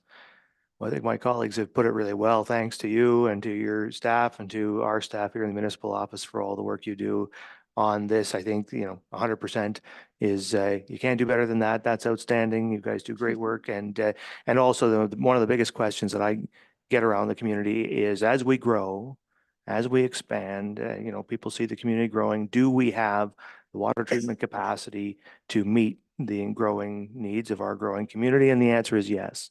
And that's right here in this report. We're not exceeding 69% of the, not exceeding 70% would be an easier way to put it, of our maximum or effective treatment capacity. And we're continuing to do work to plan for the future to make sure that we continue to have excess treatment capacity, so we can continue to serve the community well and continue to provide really clean, really dependable drinking water to everybody in our community. So thank you so much for coming in, Dan, and thank you, Matt, for the presentation.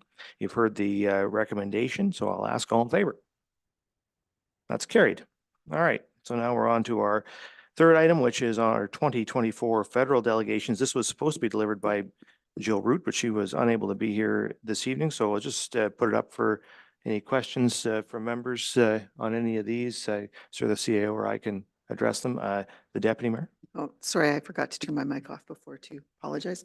Thank you. The item that has to do with the potential, and I really appreciate that you got a chance to talk with the Minister of Fisheries, Oceans, and the Department of Fisheries and Oceans Minister, and the Parliamentary Secretary. Did you, and the report suggests that, there was an acceptance of the need to kind of further the discussion and see what might come of it. I had a particular interest in the item about the Canadian Coast Guard station idea. There's actually, and it is mentioned, about Kincardine having an auxiliary unit as opposed to a station. Stations are staffed by employees of the Department of Fisheries and Oceans. That's what my dad did for quite a number of years. Auxiliary units are more related to community involvement, not just potentially with the volunteer firefighters. So it can be a number of people from the community. Pocomar is the Port Colborne community unit in the city of Port Colborne on Lake Erie. And so hopefully, as the conversation continues, if there's this, I don't know about the station idea, the auxiliary unit idea has great potential here. It doesn't necessarily have to be associated completely with the firefighters. There's an incredible community in Saugeen Shores that have boat experience and have lake experience, and in some cases maybe have prior experience. And I've always felt we could tap into that if we had the ability to create an auxiliary unit that was a true community unit. So I really am glad that you managed to get some time, and the Chantry Island lease, very important to work through. But Marine Emergency Services, there's options there. So if they balk at the idea of a fully staffed station, there's a potential with an auxiliary unit to have something that would have great meaning here. Thank you very much. Yeah, I just would note that our request to the Department of Fisheries and Oceans was not so much asking for a specific thing, a station or an auxiliary unit, or even we even floated the idea of funding for what we're doing right now. But so much as to say that it's our view that the waters are federal jurisdiction. And so they have a responsibility to make sure that we're well served, however that's done. I mean, it's their job. And so they need to lead the way either through funding or through organization or however they do that. We're no experts on how to handle marine rescue. They are. It's their jurisdiction. So our ask was for them to do that. And we were, I think, pretty well received. So the Vice Deputy Mayor. Thank you, Mr. Mayor. And I just wanted to thank you and Jill and our CAO for attending visiting Ottawa and making those presentations to the various ministry offices. There was one comment I picked out, and I just wonder if you could update us maybe through you to CAO, the acknowledgement of the technical error made by not approving the town's application to green infrastructure. $13 million, a lot of money, and they said they'd look into that. They promised, and that was they said within the next few weeks. Have we heard back? The CAO. And what was the technicality? Or do you want to share that tonight? Thank you. Thank you through you, Mr. Mayor. I'm just pausing because I'm trying to remember from the top of my mind. The application was submitted for the Green and Inclusive Community Buildings Fund for $13 million, as you mentioned. In the application, we were required to submit an attestation letter by our architect that noted that the building was going to be net zero ready. So that's the intent behind this Green and Inclusive Community Building Fund. When we submitted the application, I want to say it was early 2023, the design for the building was not completed at that time. So the wording that our architect used in that attestation letter was that the building was being designed to be net zero ready. That word being was interpreted as we were not going to do the net zero elements, so we were disqualified from the fund. So I guess I would offer, we haven't heard anything back. I would offer that, and the mayor can correct me, but we received some pretty strong response from the ministry on it, and that they were shocked to know that that would be the reason we were disqualified, with a commitment that they would look into it. So I'm mindful that the federal budget is coming up. We sort of suggested to them that either maybe there's some money at the end of the budget that could be provided to Saugeen Shores, or if the fund was reestablished in the next budget, that potentially we'd be at the top of the pile due to the technicality. We left the door open. Thank you. And the second point I wanted to raise was that as far as this council, I mean, I think we're doing great work in terms of trying to create housing for those who are less fortunate, the affordable attainable housing. And I see in here where you talked about the Housing Accelerator Fund. Are we any closer, maybe the mayor can answer this one, but are we any closer to receiving an answer? But our application was submitted, several months ago now? We did receive an answer. I'll let the CAO give you the news. Thank you, Mr. Mayor. He wants me to be the bearer of bad news. So yeah, we did hear on the Housing Accelerator Fund just a week or so ago that we were not successful on receiving funding. It was a highly oversubscribed fund. We are pretty confident. Well, two things I'll mention. So one, at the bottom of the report, we do note that the mayor, Ms. Root, and myself also made a delegation with the Prime Minister's office with Alan Ning. He's the Ontario advisor there. And we did talk about the Housing Accelerator Fund. We did talk about how the federal government is looking for innovative projects, and how the town of Saugeen Shores is the only community that I know of that is proposing a community planning permit system around affordable housing, and how that this is a potential innovative opportunity that the federal government could fund, that could be rolled out across Ontario, and if they wished, through other provinces if legislation's put in place. That definitely got the PMO's office's attention. We have heard with certainty that the Housing Accelerator Fund will be topped up. So again, we're hopeful that between those meetings, we made an impression on behalf of the town of Saugeen Shores, and the next round we're more successful with. And what was that? Was that 1.3 million? Was that the amount we applied for? Again, we're going by my memory. So through you, Mr. Mayor, could be wrong. I believe it was close to 3 million, maybe 3 2.8 million or so. Thank you. Okay, yeah, the housing accelerator, the fact that they did not, whoop, sorry. I just opened that because I was just looking at I was going to comment that Barrie, the Ford government just rewarded Barrie for exceeding their housing targets, what, $6.3 million they were given for exceeding their targets. The town of Saugeen Shores built 1,200% more, 1,200% more high density homes last year than we did in 2022. I'm pretty sure Barrie didn't build 1,200% more. I would guess. I was just looking up the number. I didn't see it, but I would be shocked if they did. So the fact that we can't seem to get funding from the federal government to help go even further and do even more is pretty disappointing.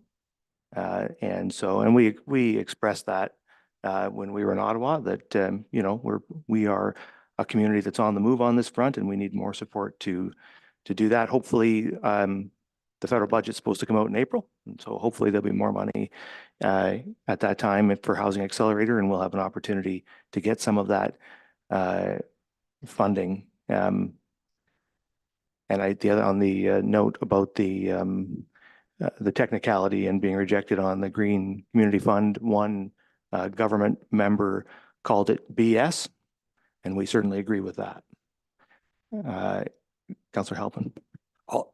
Thank you, Mayor, and through you. I'll please. be really brief because the Vice Deputy Mayor covered my questions, but I just haven't had an opportunity to say solar panels on the roof of the Aquatic and Wellness Center lately. So I'm just using this opportunity to say how good it would be to have those. And I'm glad that we're pursuing that grant to show that we are community leaders. We are serious about clean and green energy, and we are serious about net zero.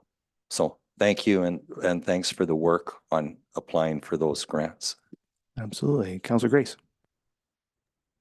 Thank you, Mr. Mayor. I just wanted to say that having been involved about a year ago with making some being present during some delegations at Roma, I just want to say how much I appreciate the work, first of all, that Jill puts into preparing the delegation materials.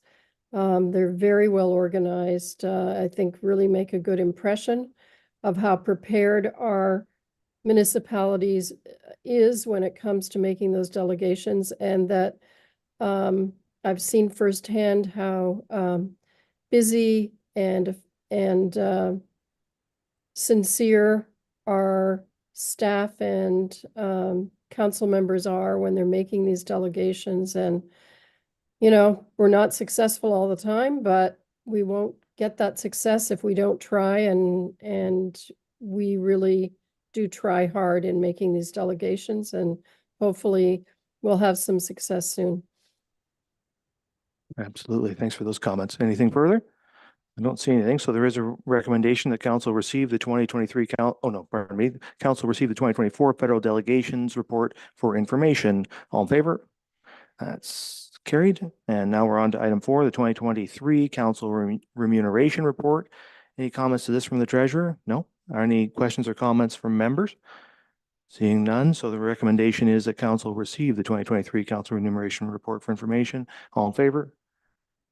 That's carried. All right. Now item 5, the HSATV and SBPATV club connection request, and the director of operations. Any comments to this? No? Okay. Any questions or comments from members? The recommendation is that council, he didn't give me a no, he just kind of looked at me.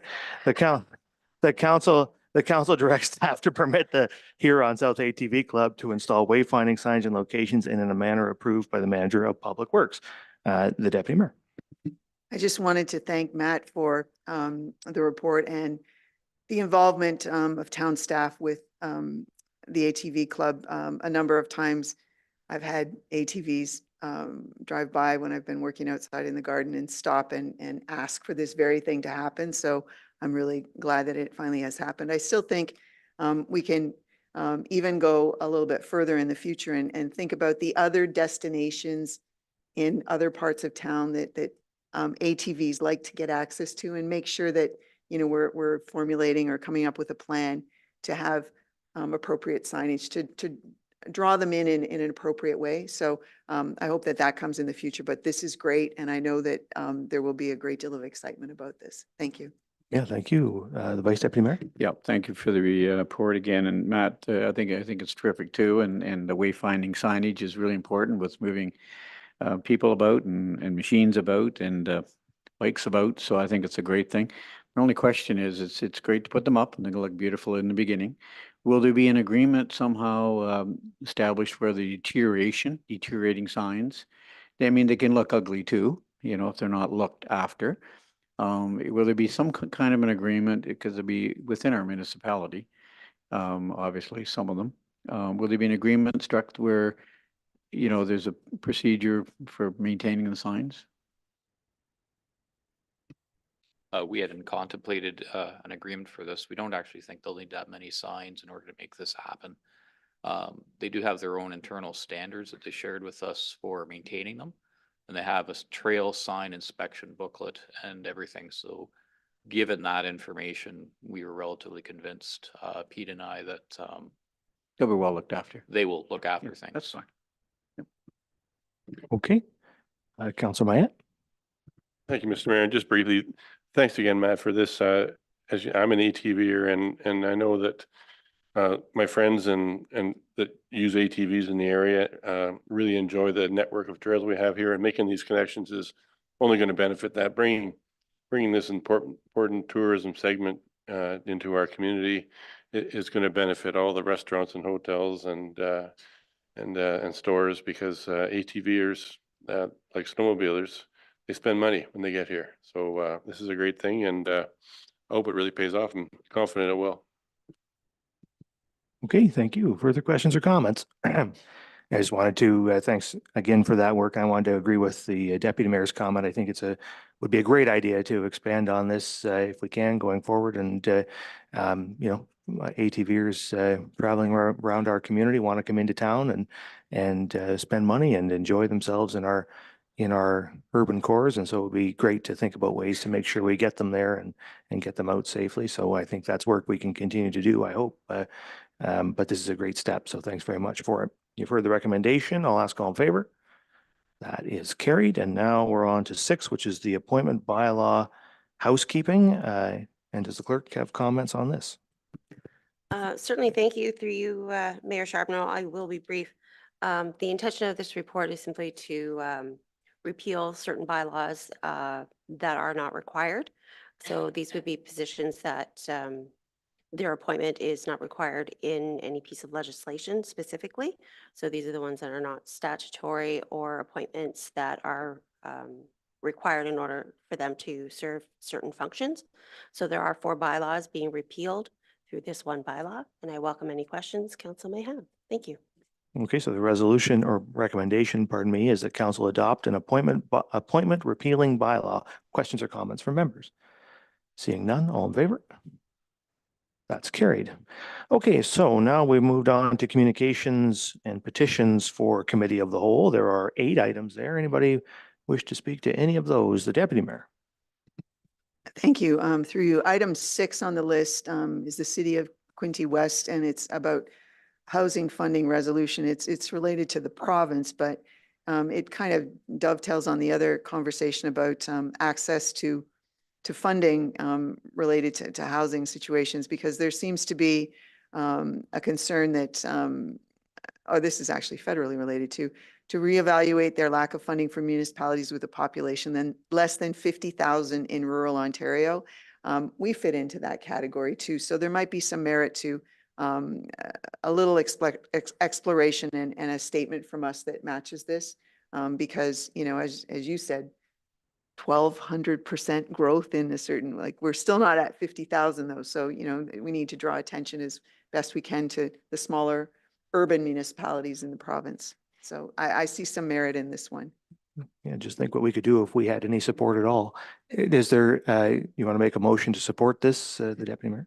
Well, there's some aspects of that are very specific to their upgrades of their wastewater treatment plant and that sort of thing. So I don't know if it's all relevant, but certainly the item includes references to this lack of funding with populations less than 50,000. So that's the part that I'm most interested in. Okay. So, I don't know if we should support the whole thing or, because there's parts of it that don't really relate, but it does tap into, there's the provincial Building Faster Fund is mentioned and federal funding is mentioned too. So, Sure. Well, it's up to you. If you don't care to make a resolution, are there further comments? Councillor Davinsky? Sorry, are we moving on? I can choose one. Yep. Number 2, Saugeen Mobility and Regional Transit, their 2024 budget. And I don't know who would answer this, but if you go down to expenses, office expenses are $230,000. And I just wondered what the office expenses are that they would tally $230,000. We could ask the Vice Deputy Mayor. He serves on the Basra board. Yeah, I can, and Cheryl, maybe Councilor Grace can chime in too, but John, they do have 3 full-time employees that work on they have the bookkeeper, they have the manager, which is paid, a fairly good amount, but unless there's a separate line for wages in there too. But the office expenses should be related to their office wages and other expenses. Okay, because I'm Is there sorry, another line for wages? through you, the I haven't got- drivers, which would be separate, I Yes, guess, it is. because they're $800,000. That's correct. A lot of money. That's correct. It was 25, there's 25 mobility buses too, Okay. right? Okay. Councillor Halpin and then Grace. Number 8, the township of Amarath, if I said that properly. Okay, what I like about this is we're constantly diverting provincial money to Toronto for highways, transportation, police and everything like that. Whereas their taxes are a fraction of what ours are. And Toronto's solutions rely on their councillors just making the right tax decisions. And I think that we need to encourage the provincial government, municipal affairs, to just be a little fairer with their disbursements of money. It seems like rural Ontario is not on the receiving end very much. Would there be any support for supporting this that they've sent out? You're welcome to make a resolution to support it, Councillor. My only concern about it is that the final resolution is that all municipalities be provided equivalent representative operational budget funding amounts to all Ontario municipalities. I don't really know what the net effect of that is when you actually do that with the provincial budget. And I think if you ask for that, don't ask for something you're not sure you want to receive. I don't know what that, it's hard to know what that equals, right? It may not work out in our favor at all. So I don't know.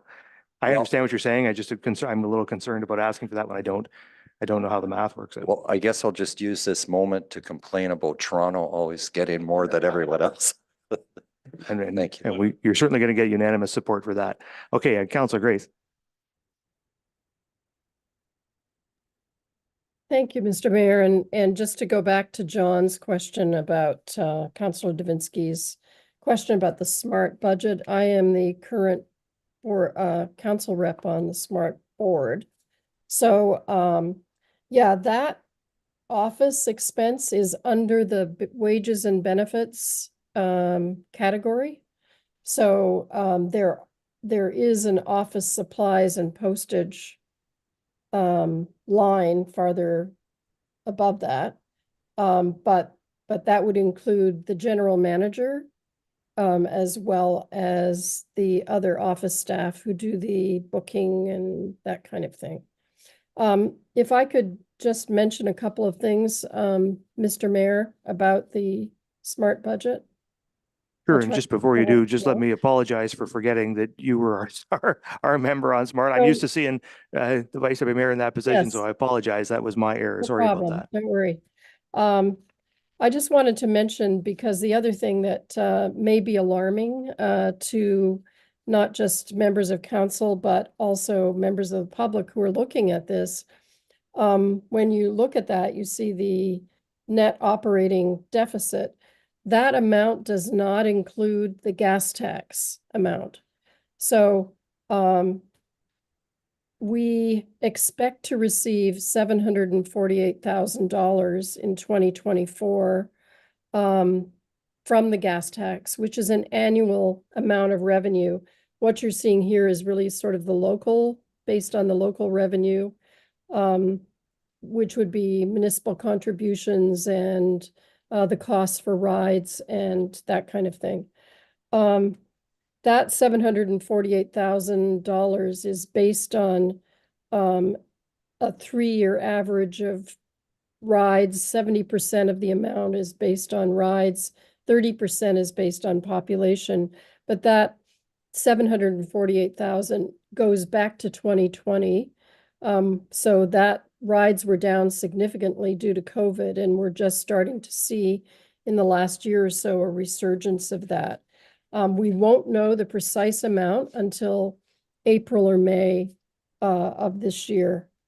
And I just wanted to mention also that the board is looking at other considerations. One of the things that the board decided was to increase the cost of rides a little bit, not a lot, but a little bit. That's actually starting on April 1st. The current rate is 55 cents a kilometer plus a base charge, going up to 70 cents per kilometer. So our 2024 budget was calculated by our manager, Stefan LaBelle, and with the board's suggestion also that he calculate that conservatively estimating that there might be as much as a 20% reduction in rides this year, or at least for the period of time from April to December. But even with the conservative estimate and a calculation of increase in the rates from April to December, there's a projected increase in revenue from individual and group rides totaling 31,371. It's basically, he calculated it all, figuring increases of costs, and it really is just sort of evening out at what our costs are. The other thing I wanted to mention is that the board has been looking at trying to provide different options for municipal contributions. So for example, Chatsworth this year, which doesn't have a lot of rides. Saugeen Shores is always at the top of the number of rides. But Chatsworth asked for a model which allows them to pay a fraction. I can't remember exactly what, maybe 60% or something of what their normal municipal contribution is, and then to increase the costs of their patrons' rides living in Chatsworth even more than that 70 cents a kilometer. That's going to be conducted as a pilot project. We'll see how that works. So anyway, if you have any other questions, you can either send them to me and I'll try and answer them, or answer them now if I can. Thank you for that update, Councillor Grace. Anything further on that, or on anything else in the communications? I don't see anything. All right, so that moves us to the end of the Committee of the Whole. So we will do a real quick round of statements by members, and we'll start with the Deputy Mayor. Nothing this evening, thank you. The Vice Deputy Mayor. Nothing, Mr. Mayor. Councillor Mayette. Yeah, just quickly, a couple of weeks ago, we had a very successful open house at the Salmon Hatchery in Port Elgin, and it was attended by, well, we went through like 300 hot dogs and hamburgers. So it was very well attended, and a lot of good feedback from the public, and lots of good involvement from our members. And thank everybody who came, and I hope that people appreciate the work that all our volunteers do down there. Thank you. Thank you, Councillor Duhane. Just going to wish everyone a happy Easter this weekend. Thanks. Very good. Happy Easter to you, Councillor Davinsky. Nothing, Mr. Mayor. Councillor Grace. Thank you, Mr. Mayor. I was going to say this last time, but it's appropriate now. I really want to just recognize the efforts of our local churches in providing community dinners, lunches, opportunities for socialization and involvement in issues of affordable housing and trying to provide, for instance, for our needy in our community. Also the Green Boutique at the Southampton United Church, a very wonderful service. I'm sure I'm leaving somebody out, but your efforts of your volunteers and your members of your congregations are noted and much appreciated. Thank you. Thank you, Councillor Halpin. Nothing this evening. I think that's it. So thank you all very much. And that brings us to the end of the Committee of the Whole. So I'll look for a motion to adjourn. Moved by Halpin, seconded by Davinsky. All in favor? The committee stands adjourned. Council will convene at 8:45.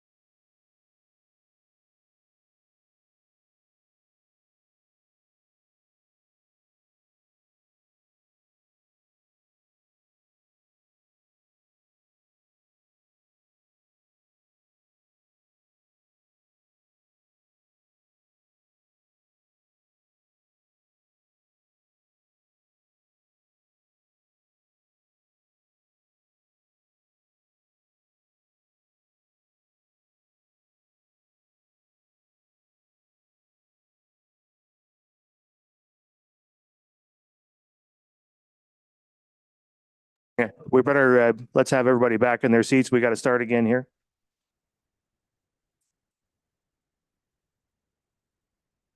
Okay, here we go. Oh, this computer just quit. Isn't that nice? I'm plugged in. Yeah. Oh, there it is. It just does that every now and again. Okay. Am I okay, Sarah? Okay, we'd like to call to order this regular council meeting for March 25th, 2024. Second item on the agenda is disclosure of pecuniary interest. Ask any member if you have one of those you'd like to declare at this time. Seeing none, of course, you can do that anytime if you need to. We have no additions, deletions, or amendments. So we're on to adoption of minutes, 2 sets of minutes there. The resolution is that council adopt the minutes of the regular council meeting of March 11th, 2024, and note and file the minutes of the committee of the whole meeting of March 11th, 2024 as presented. Is there a mover and seconder? Moved by the Vice Deputy Mayor, seconded by Councilor Davinsky. Any questions or comments? Seeing none, all in favor? That is carried. Next, then, no public meeting, so we're on to close to public.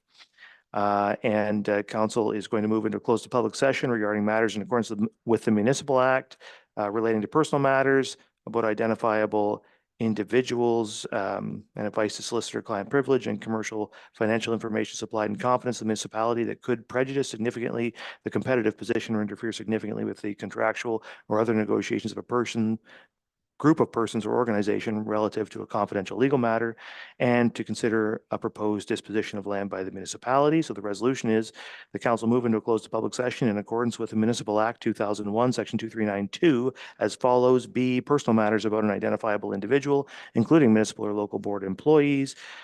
C, a proposed or pending acquisition or disposition of land by the municipality or local board. F, advice that is subject to solicitor client privilege, including communications necessary for that purpose. And I, a trade secret or scientific, technical, commercial, financial, or labor relations information supplied in confidence to the municipality or local board, which, if disclosed, could reasonably be expected to prejudice significantly the competitive position or interfere significantly with the contractual or other negotiations of a person, group of persons, or organization. Is there a mover and seconder? Moved by the Deputy Mayor, seconded by anybody? Councillor Davinsky. All in favor?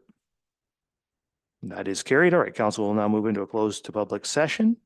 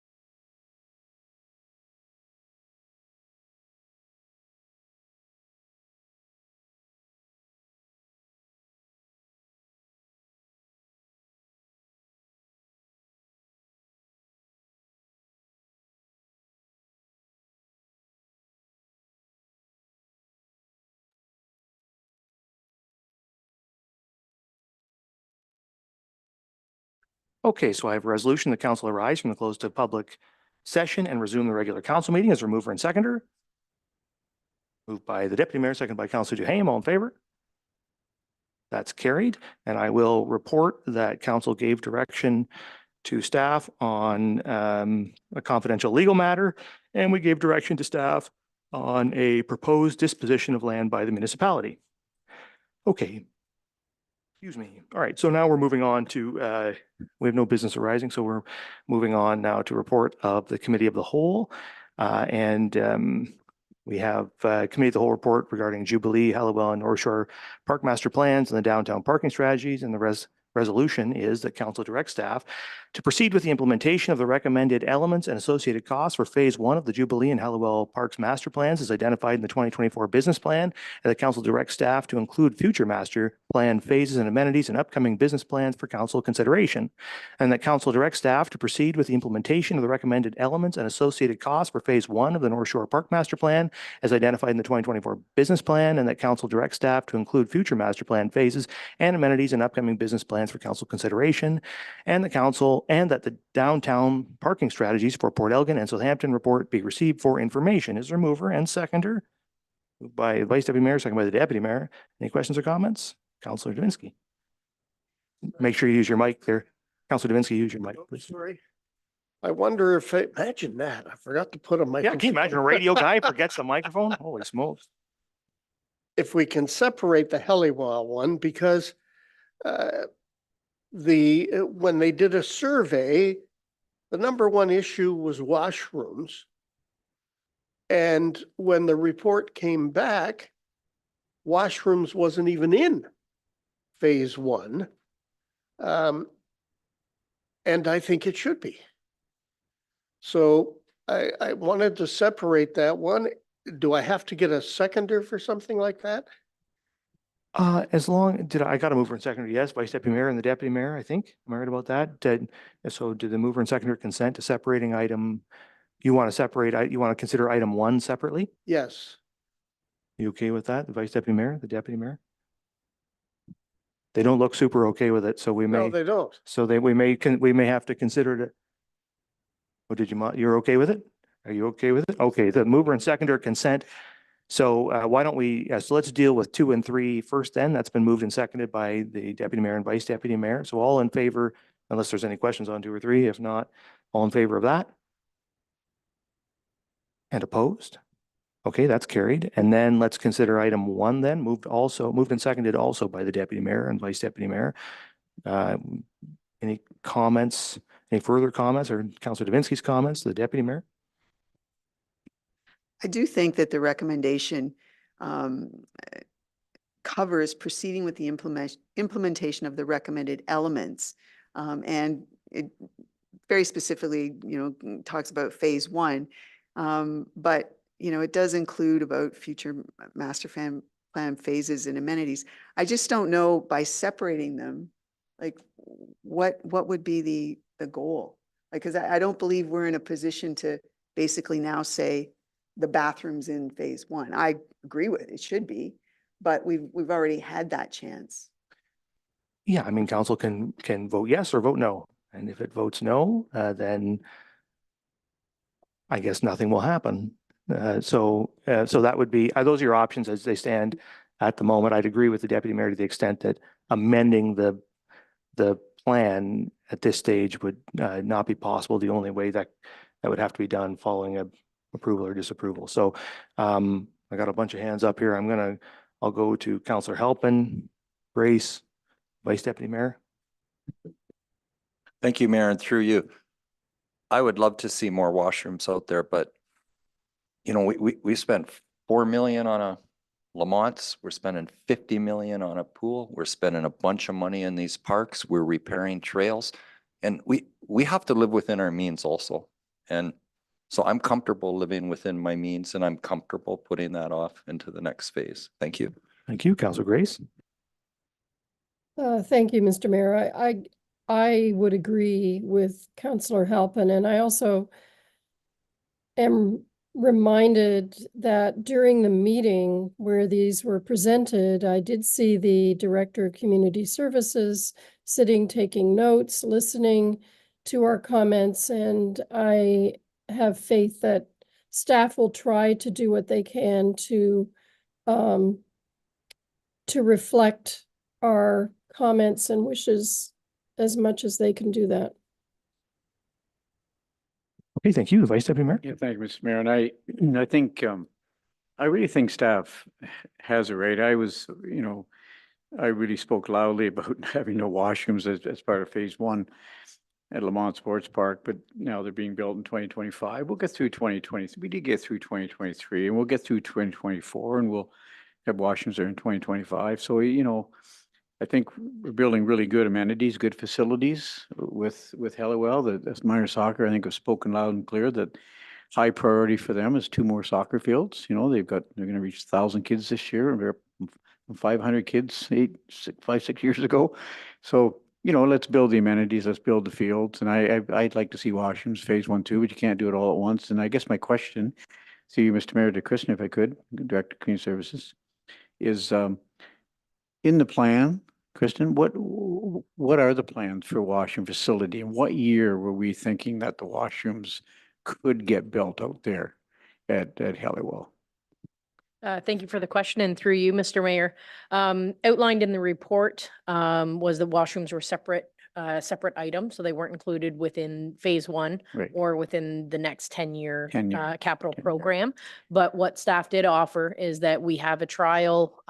We have funds this year allocated for Lamont Sports Park for design, Right. and then funds to construct or to purchase and install a modular washroom system out there, similar to like what we have at Lakeview Park. Right. And we've used that as a trial. We feel that it's quite successful. So we would like the option and opportunity to explore that further for our other parks.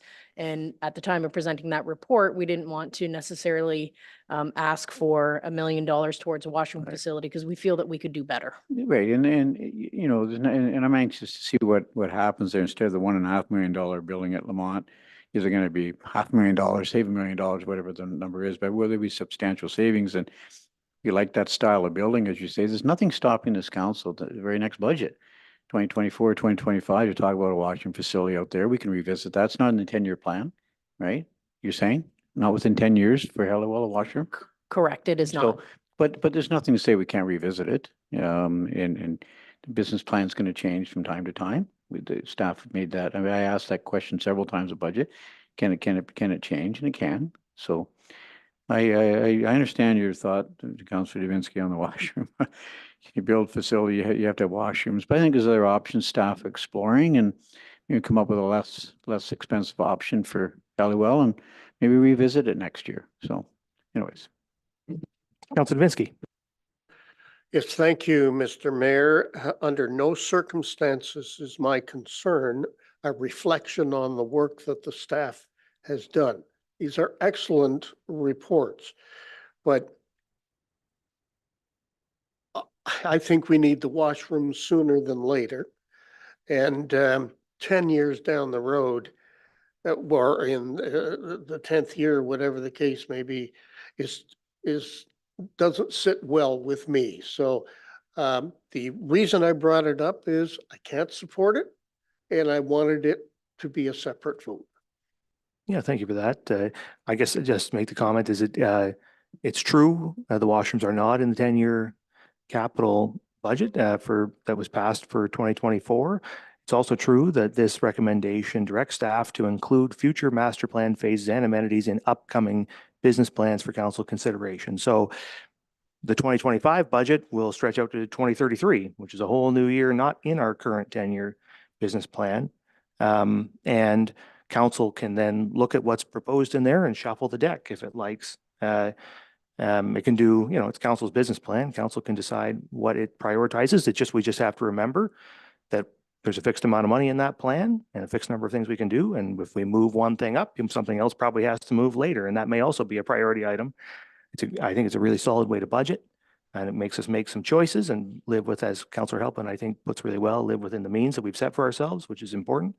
But it's not to say that we can't do things at different times, or that we're absolutely saying that at no time in the next 10 years will we do this. every year, the council gets to make a new set of decisions and decide what it's going to do. So, so I'm comfortable with it. I'm also would be worried about adjusting it because phase one, the money we have for phase one completes the soccer field project, and that's all it completes. It wouldn't, I don't think, be able to fund a washroom, or at least not as proposed. And what we really need is soccer fields. So I think we got to get that done, and I hope they will do that. Anyway, we've had some good comments on it, so I'll ask all in favor. And opposed? That's carried. Thank you. Okay, so now we're on to a couple of other committee of the whole reports. First one's regarding the Town of Lincoln's resolution. It's resolved that council endorsed the Town of Lincoln's resolution regarding the urgent need for increased funding to libraries and museums in Ontario resolution, and that a copy of this resolution be forwarded to the Premier of Ontario, the Ministry of Tourism, Culture and Sport, municipalities in Bruce County, and the Association of Municipalities of Ontario. Is there a mover and seconder? Deputy Mayor, Councillor Grace, any comments? The Deputy Mayor? Can I just ask that a copy of the resolution also be forwarded to Lisa Thompson, MPP? Yes, that's all right with you, Councillor Grace, I assume? Yes, Councillor Grace is agree with that. So that resolution will now be considered as amended. Anything further? Seeing nothing, all in favor? That's carried. Next is a committee of the whole report regarding the Township of Perry's resolution. The resolution is the council endorse the Township of Perry's resolution requesting the province to amend the blue box regulation for an eligible sources resolution, and that a copy of this resolution be forwarded to municipalities in Bruce County, Bruce Area Solid Waste Recycling, and MPP Lisa Thompson. Is there a mover and seconder? Moved by the Vice Deputy Mayor, seconded by Councillor Duhaime. Any questions or comments? Seeing none, all in favor? That is carried. All right, now we're moving on to reports of municipal officers and committees. First one is a staff report on the Chamber of Commerce lease agreement. There is a resolution that council adopt a bylaw to authorize the execution of a lease agreement between the town of Saugeen Shores and the Saugeen Shores Chamber of Commerce for a one-year term. Is there a mover and seconder for that? Moved by the Deputy Mayor, seconded by Councillor Halpin. Any discussion? Seeing none, all in favor? That's carried. And next is a staff report on the master drainage plan approval. There's a resolution that council approved the town of Saugeen Shores master drainage plan. Is there a mover and seconder? Moved by the Vice Deputy Mayor, seconded by Councillor Halpin. Discussion. The Vice Deputy Mayor and then Councillor Grace. Yeah, thank you, Mr. Mayor. And I just take, if you indulge with me for a few minutes here, this might take a little bit, but I just wanted to, I met today with Raul and with Mark and Jamie, and thanks so much for meeting with Councillor Halpin and I. It was a very fruitful meeting and helped prepare for this evening. I just typed out a few written statements here, but had a few questions and comments. I'd like to propose one amendment to the motion, and I know I should have asked these questions probably when the master plan study was being done, but yeah, some new information has been brought to my attention by some residents, and so as I mentioned, Councillor Halpin and I did meet today, and we with staff talk about Shipley Creek, outlet number 23, Baker Street, outlet 25, and outlet 22, Blue Water Estates. First, in regards to outlet 22, Blue Water Estates, for clarification, and Jamie, maybe this is you, but when GM Blue Plan studied this area, my question is, why was outlet 22 not identified in the plan as a major overflow route? That designation, if you look at the report, basically stops at the top of the bluff and the various construction of Blue Water Estates lands, and does not show the routing of groundwater to the lake. And like all other major flows, as other outlets, which Blue Plan captures so well. So I guess my question is, and I was wondering if maybe if you spoke to Blue Plan about this, you were going to try to reach out, but were future impacts on private lands considered by stopping that up at top of the bluff? So again, Jim, why was outlet 22 not shown in the master plan as a major overflow route, and can it still be identified in the plan? So that's my question. Go ahead. You, Yep. Mayor Charbonneau. Yes, it could still be identified as a major overland flow.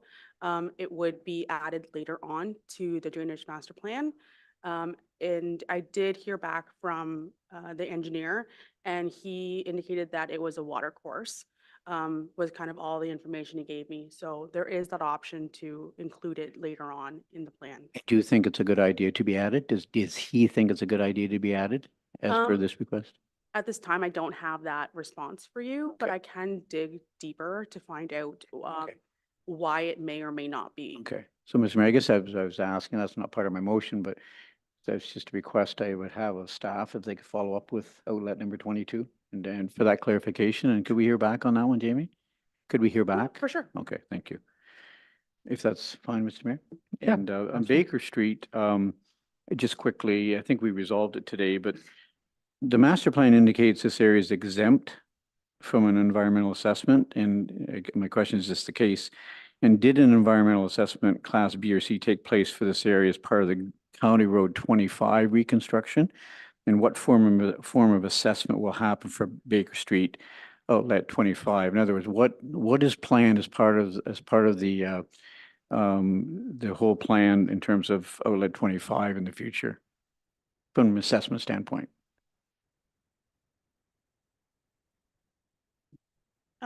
Through you, Mayor Charbonneau, there is going to be a master plan conducted for any changes along the Baker subdivision. Okay. But that will be going through the county, Bruce County, because it's Bruce Road 25 and 33. Because of the development up top, the future development on County Road 25? Is that correct? The Director of Development Services? Thank you, Mayor. I think maybe we need a bit of help with the question to I guess I was just wondering. clarify which area we're talking about. Yeah, the site servicing agreement for Baker Street. I mean, when the development happens up on County Road 25, south of County Road 25, I know it was the end's property, Snyder owns it, but when that development takes place, was that taken into consideration? Because Baker Street's right below there. And there's going to be water runoff end up down the bottom of that ridge. And I guess my question is, from an environmental assessment standpoint, would there be a Class B, Class C assessment happen at some point? What in the servicing agreement, services agreement, what's being planned for Baker Street area? I guess is my question. Through Mayor Charbonneau, I understand the question a little bit better. So when any upgrades are going to be occurring further down County Road 33, they will take into account anything that's newly developed. Okay. So whatever the development is proposing as far as their stormwater management Okay. Impacts or assessments will be taken and also included within the County of Bruce's environmental assessment Okay, as well. that's good. And the residents in the area have asked me that question, Baker Street in particular, because there will be development up in the top of that hill over the next, potentially in the next 5-10 years. So this is the one, Shipley Creek, Mr. Mayor, if I could. And I know Councillor Halpin studied Shipley Creek pretty closely, as I did. And I do have an amendment to the motion as pertains to outlet 23 Shipley Creek. And I know that the Port Elgin Saugeen Beach Association have for many years advocated for further engineering study for Shipley Creek. And there has been significant concerns by residents in the area about the creek's ability to handle peak flows under its designation as a major overland flow route. And Councillor Halpin, again, he may want to chime in here, but on this one, I know he met with the Beachers Association back in January. I think he had a tour, Councillor Halpin, and then you asked the question in February about Shipley Creek. I remember you asking that question here. Again, we met with staff today to talk about potential future solutions. And the master plan only calls for routine maintenance, Jamie, and for Shipley Creek. However, I would like to recommend the following amendment to the motion, if I might. And this was drafted with Mark's help today. Thank you, Mark. And with my prodding, but and I saw the motion you have on the table. I just wanted to add to it and further that staff undertake further detailed analysis solutions to drainage issues for outlet 23 Shipley Creek. So that's what I was hoping to add to that motion, Mr. Mayor. So just repeat that for me one more time. Yeah, so and further that staff undertake further detailed analysis for solutions to drainage issues for outlet 23 Shipley Creek, and I don't know whether council helping. So the Vice Deputy Mayor moves that the resolution be amended by adding and further that staff undertake further analysis for drainage on Shipley Creek. Is there a seconder for the resolution? Seconded by Councillor Halpin. So we will now consider the amendment. Are there questions or comments to the amendment? Councillor Mayette. Yes, thank you, Mr. Mayor. I was involved with the project from an oversight point of view during the last term of council, and we did exhaustive studies and exhaustive work on that outlet, and there was one individual who's I think he's the president of the Beachers Association, who was adamant that this wasn't going to be enough, and that all the calculations we had done were wrong. And I saw the email come out today too from that individual, and I don't think there's any way to satisfy that what he's putting out there from his apparently professional point of view. And I think that the infill design of that drain is completely adequate. That this person doesn't account for any of the infill as it goes down the County Road 25. And I think that putting any more resources towards this is a waste of time. So for that reason, I will not support this addition. Thank you. Sure. And just for clarity, so there's the Bruce Road 25 outlet, which is a separate project from Shipley Creek. So Shipley Creek you'll see in here is number 24. Shipley Creek is number 23. They're different. So the project you were working on as part of that project was a different project than Shipley Creek, just for clarity. Councillor Halpin. Thank you, Mayor, and through you very briefly. The reason I think this amendment is important is that Shipley Creek is partly on public and partly on private property. But if we're dumping water to it and using it as an overflow, could we perhaps be opening ourselves up to a lot of liability if that creek can't indeed handle everything that's sent down to it? And having a look at it, just as a layman looking at it, you can see as a stream would flow, you would want the culvert sizes to get bigger. They don't necessarily do that along Shipley. So I think having staff look at it is a reasonable thing to do. We're not asking for a multi-million-dollar study or anything like that. We just want to satisfy and possibly very well protect the citizens from further destruction of property there or litigation because it couldn't hold the water. I think we're being prudent. Thank you. Maybe we could just ask staff to just clarify what exactly we are asking for. I assume you worked on this resolution with the Vice Deputy Mayor. So do you have an idea of how much work we're asking you to do here? Is council incurring additional expense by directing you to do this? And we probably are, but is it significant, I guess, is the question. What are staff's thoughts on this amendment in terms of resources or in terms of your other professional considerations? Through you, Mr. Mayor.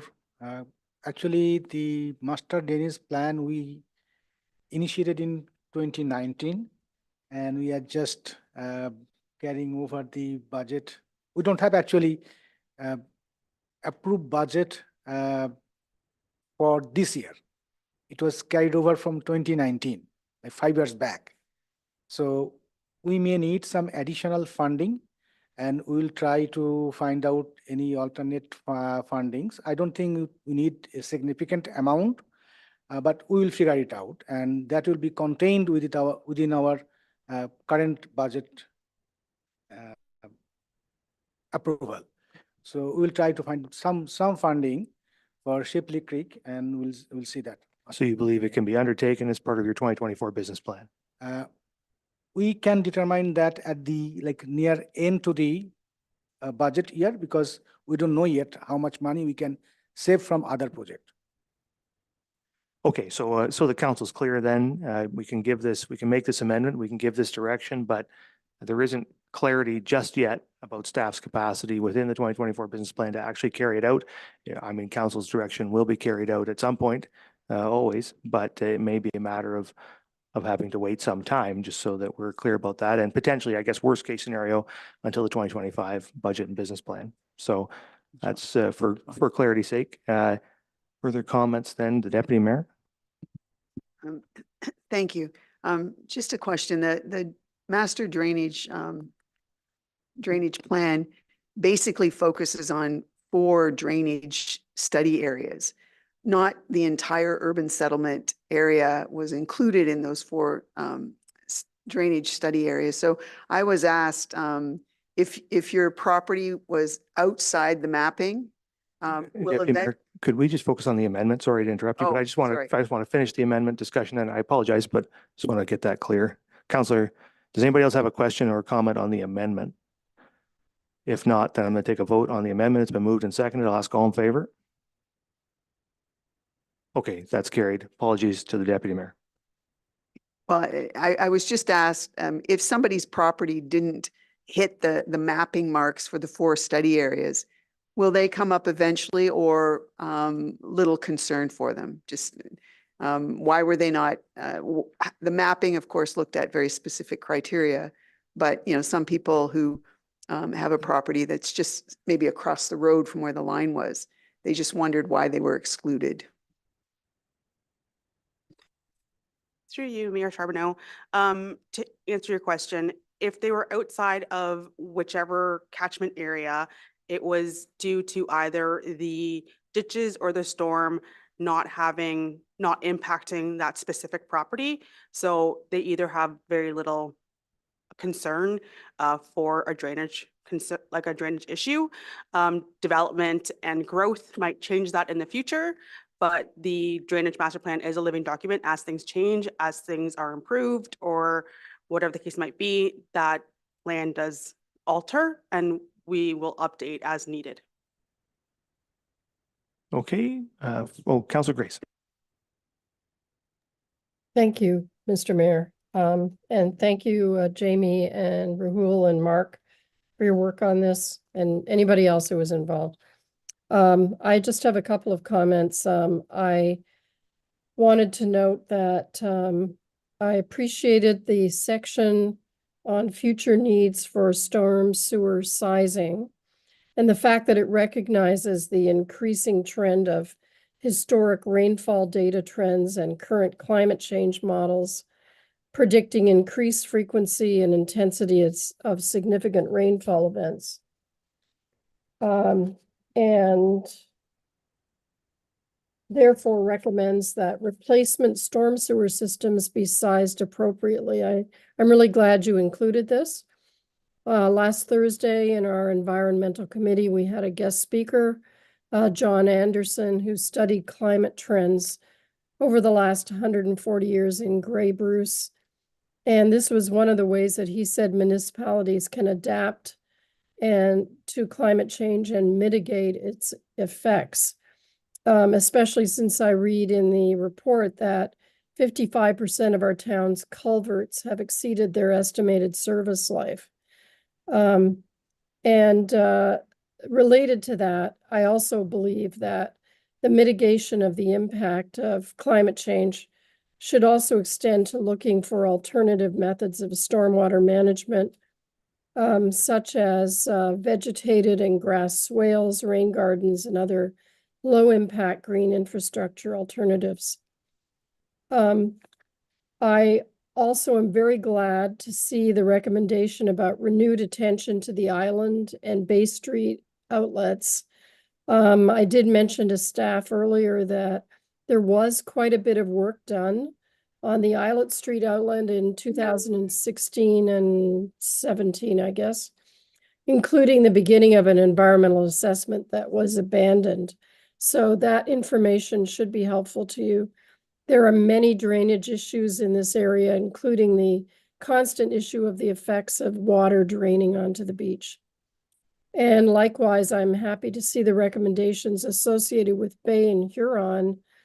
The flow coming down that ditch along Bay is enormous at points. And I think as we continue to build up the subdivisions further east, I expect this will continue. So I appreciate staff's attention to that area as well. Thank you. Thank you. Further comments? I just had a question we heard this evening in the open forum from Ms. Wonder. I see she's still in the room, and I was just interested to get a comment from staff. Her comment or concern was about storm sewers on Macaulay Street and whether or not, well, her position was we oughtn't do that. The recommendation in here is to proceed with the previously designed storm sewer on Macaulay Street. I was wondering if you have comments, staff, about in response to what Ms. Wonder said, or the neighborhood, or also what council might want to consider in terms of moving forward on a project like that. Any comments? Sorry. Through you, well, to you, Mayor Charbonneau. I'm sorry. No. No, it's late. I don't even know who I am anymore. Go ahead. The recommendation regarding Macaulay, we haven't gotten to the design yet for the storm sewers. Once we do a little bit more investigations, geotechnical, go through and look at what's under the ground, we will be able to provide more information as to what may or may not occur on that specific roadway. Okay, so it's still an open question as to how we might proceed there. All right, thank you for that. Okay, so you have heard the recommendation. It's been moved and seconded and amended. So I'll ask all in favor. That's carried. Okay, so now we're on to bylaws, and one bylaw here this evening, bylaw 27/2024, and the resolution is that bylaw 27/2024 is hereby read a first, second, and third time, and finally passed and sealed this 25th day of March 2024. Is there a mover and seconder? Moved by Councillor Mayette, second by the Deputy Mayor. Any questions or comments? If not, all in favor? That's carried. And finally, the confirmatory bylaw, the resolution that bylaw 28/2024, being a bylaw to confirm the proceedings of the Council of the Town of Saugeen Shores, is hereby read a first, second, and third time, finally passed and sealed this 25th day of March 2024. Is there a mover and seconder? Moved by Davinsky, second by Halpin. All in favor? That is carried. And finally, a resolution that this regular council meeting of March 25th, 2024 hereby adjourns at 10:17 p.m. Is there a mover and seconder? The Deputy Mayor, Councillor Davinsky, all in favor? That is carried.